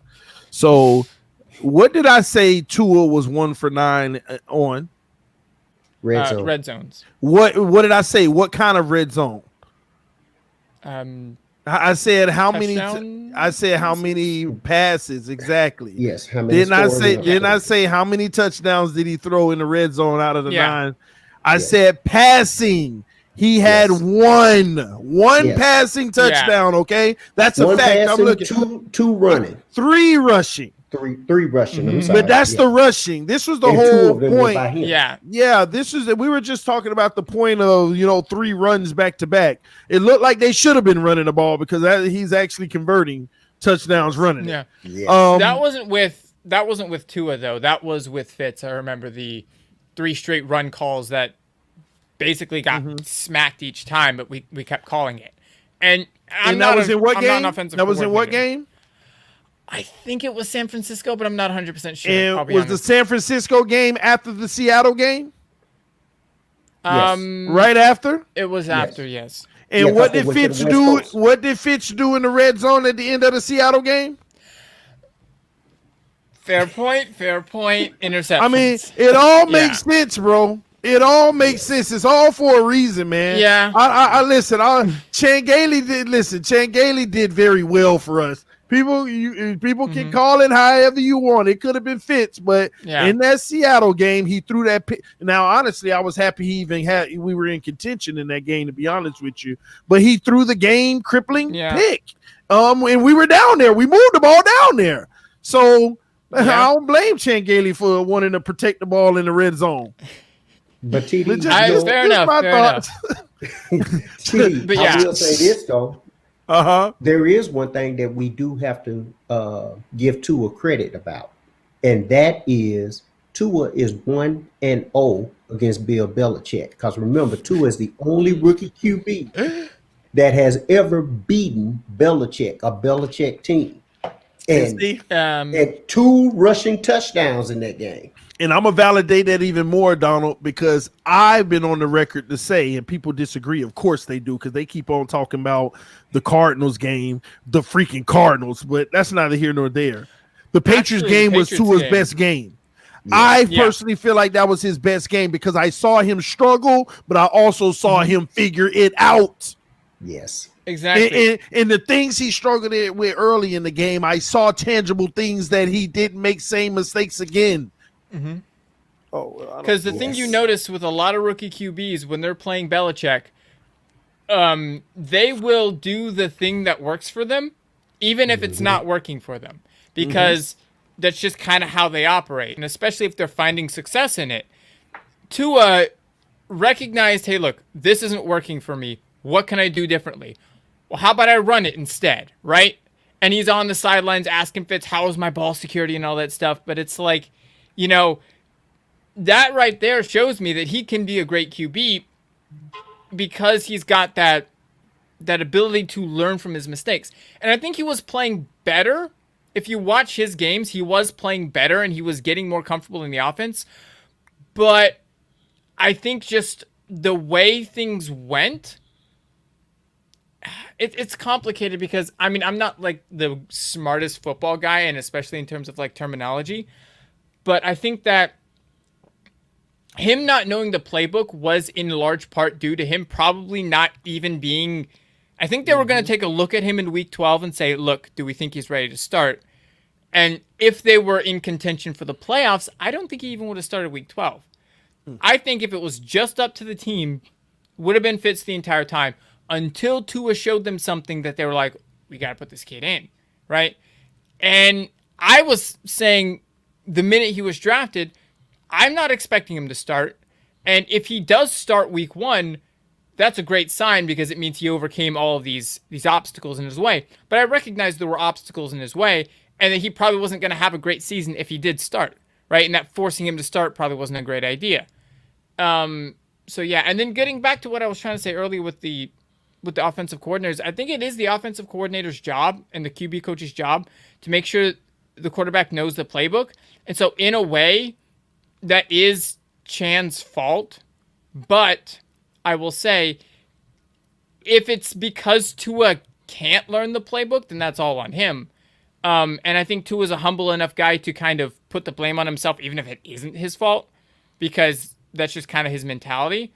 But yeah, with the way the season went last year, I don't know. I can't say anything other than Tua probably shouldn't have started, in my opinion. Outside of like ticket sales, I don't think Tua should have started last year. I was encouraged from the last game of the season from Buffalo.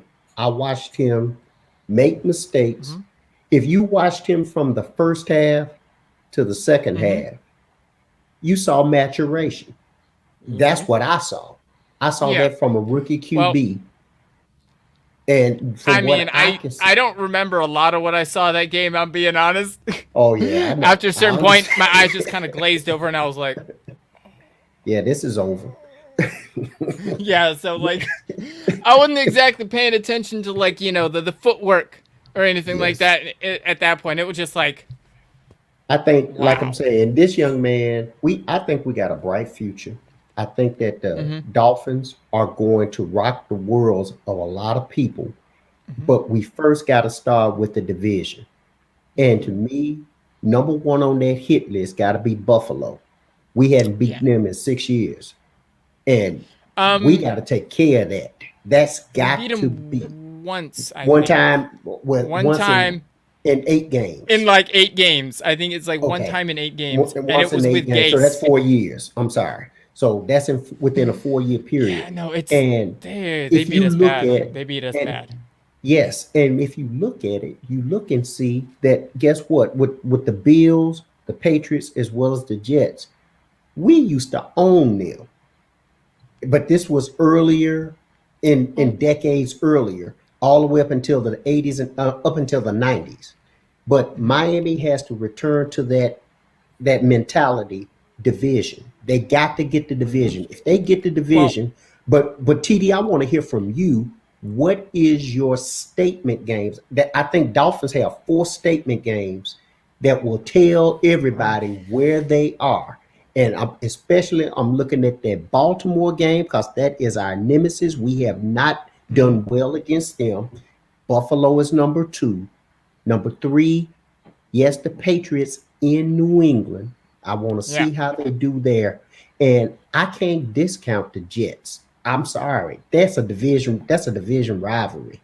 And we got to take care of those 4. To me, if you show that you have handled your business with those 4, I think we got a lot to look forward to for the year. But I'm gonna get off so that way you can let somebody else in, because I'm just gonna continue to hear. I'm up here doing homework, and I enjoyed you, Marcus. Good seeing you, TD. Nice Love seeing you. you too. Keep bringing it, bro. Appreciate it, man. I'm about to get ready to get out of here, but I'm gonna give you my statement games, Donald. All right, I'm gonna go through the schedule real quick. Okay. Week 2 versus Buffalo. That's a statement game. Yes. Because of the implications from last year, how important that was. All right. Okay.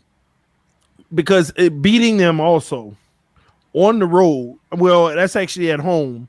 That sets the tone for the season. All right. The second statement game of the Bucks on the road. Yeah, that's true. You and I'm can thinking change about going to that game. You could change your whole. Me too. I mean, I'm right down the street, but you could change the whole image of your perception in the media in this organization. You beat Buffalo and then you go beat the Bucks. They already got you in the top 5 power rankings. That's true. I mean, as long as you took care of them other teams between. Yes. But that's I mean, that's that statement right there. What else? Buffalo again on the road. Both of those games are statement games. Because fool me once, fool me twice. If you could pull that off. Okay. And the last statement game for me is going to be, it's not the Ravens, it's the Tennessee game. It's that Tennessee game.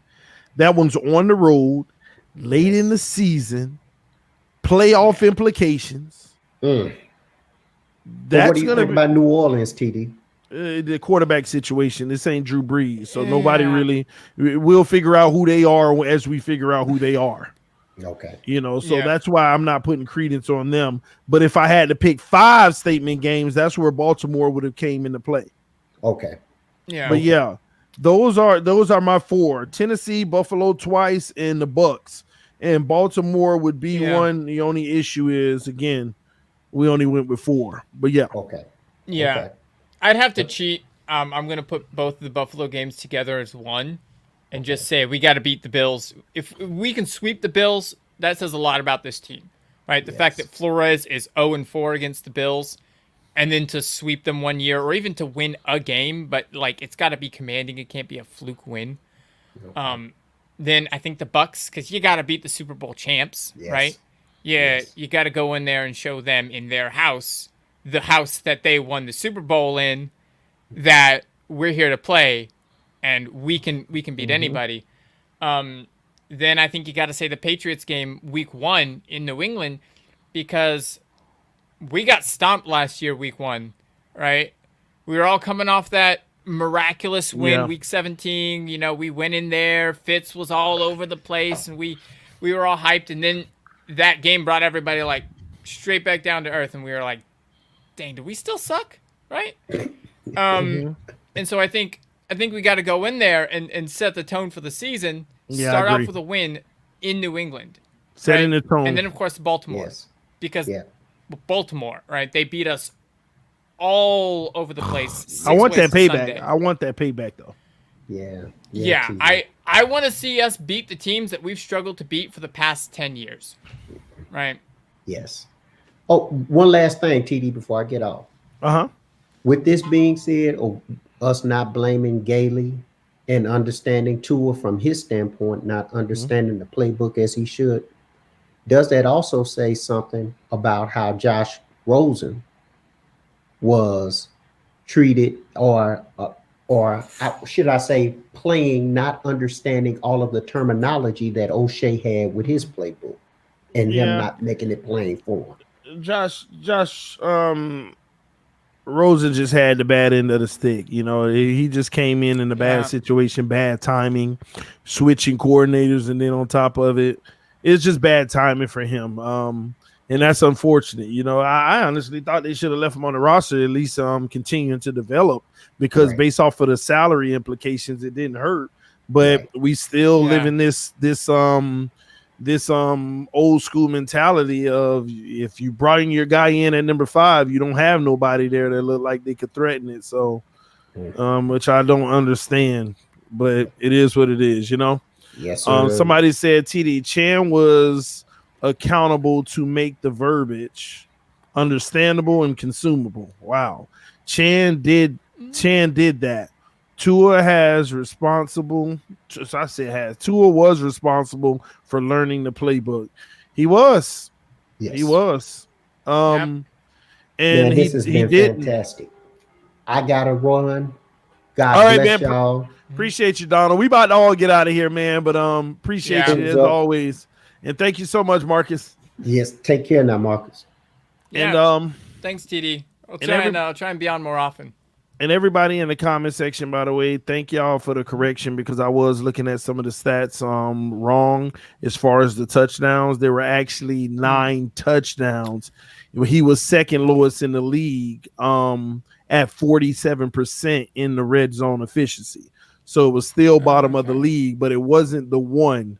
My bad, Marcus. It wasn't the one. It was actually 9. So I went and looked those up to verify. That's why I appreciate y'all when y'all correct me when I'm wrong, acknowledge me when I'm right.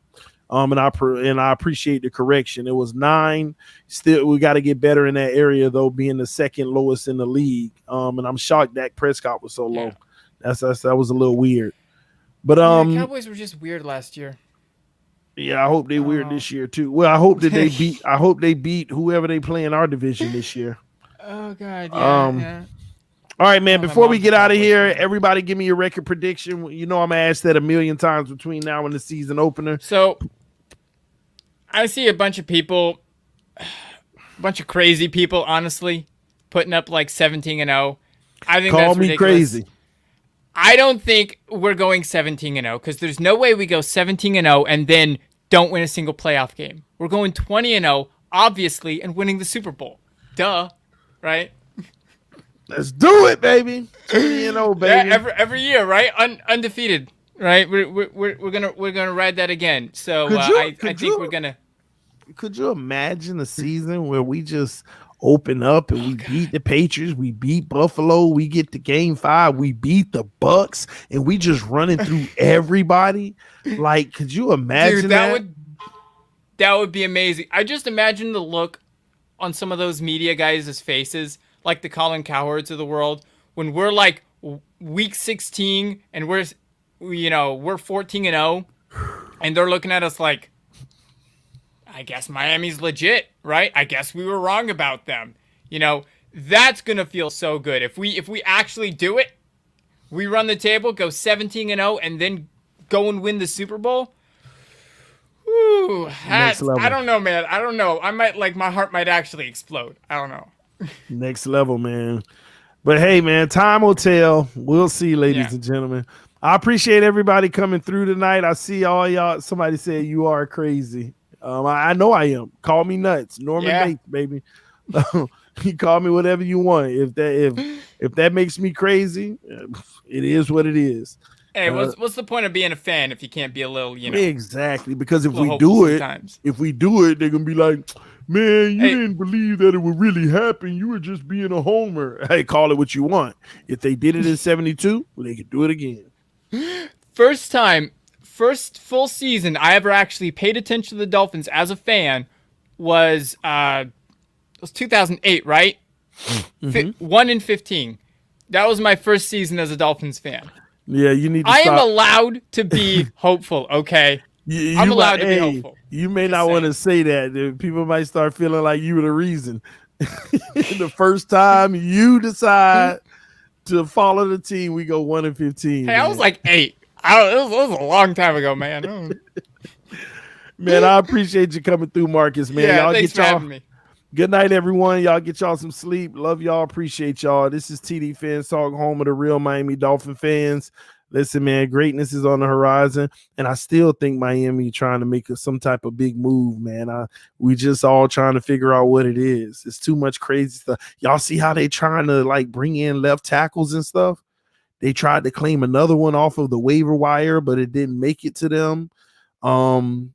I don't know what's going on, man. Something shaky going on out here. Y'all ain't noticing this? I hope y'all paying attention, man. Something big might be in the works. They've been doing little shrewd things. And then the whole Melvin Ingram thing, they just waiting on him. The ball is in his court. Basically, that's Flores is basically saying we gave an offer. We told him we want him. We love him. We'll see where it goes from here. That's pretty much what it is. Now it's on him. He got a decision to make. Hope he don't make us wait too long because he got time. But, is Miami going to keep that offer on the table for weeks just in case he's still – because, players like Melvin Ingram, he's not going to break the bank in Miami, but they're going to at least give him a little bit of respect in a contract offer. But they can't go over what they can afford. And they say, hey, we're putting it all out on the table. This is what we can afford. We want you. So, but a player like him, he knows he's going to play this year. But he has time. He's like, who doesn't like what they see in their in camp? Who wants that pass rusher? Right now, the Chiefs and the Dolphins are fighting for him. Not fighting, but y'all get my point. And he's like, if I wait out 2 or 3 more weeks, I'll have about 2 or 3 more teams fighting as well, because some teams are still going to make some moves. I mean, then you got the offensive tackle out there, but he's going to be too much money. It's some valuable players that's still there, but they playing that game. Wait until somebody get desperate to even get more money, but we'll see. We'll see. We'll see how it goes. But anyway, love y'all. Appreciate y'all, man. Fins up. Y'all stay safe and stay blessed. See you soon. Peace. I'm out.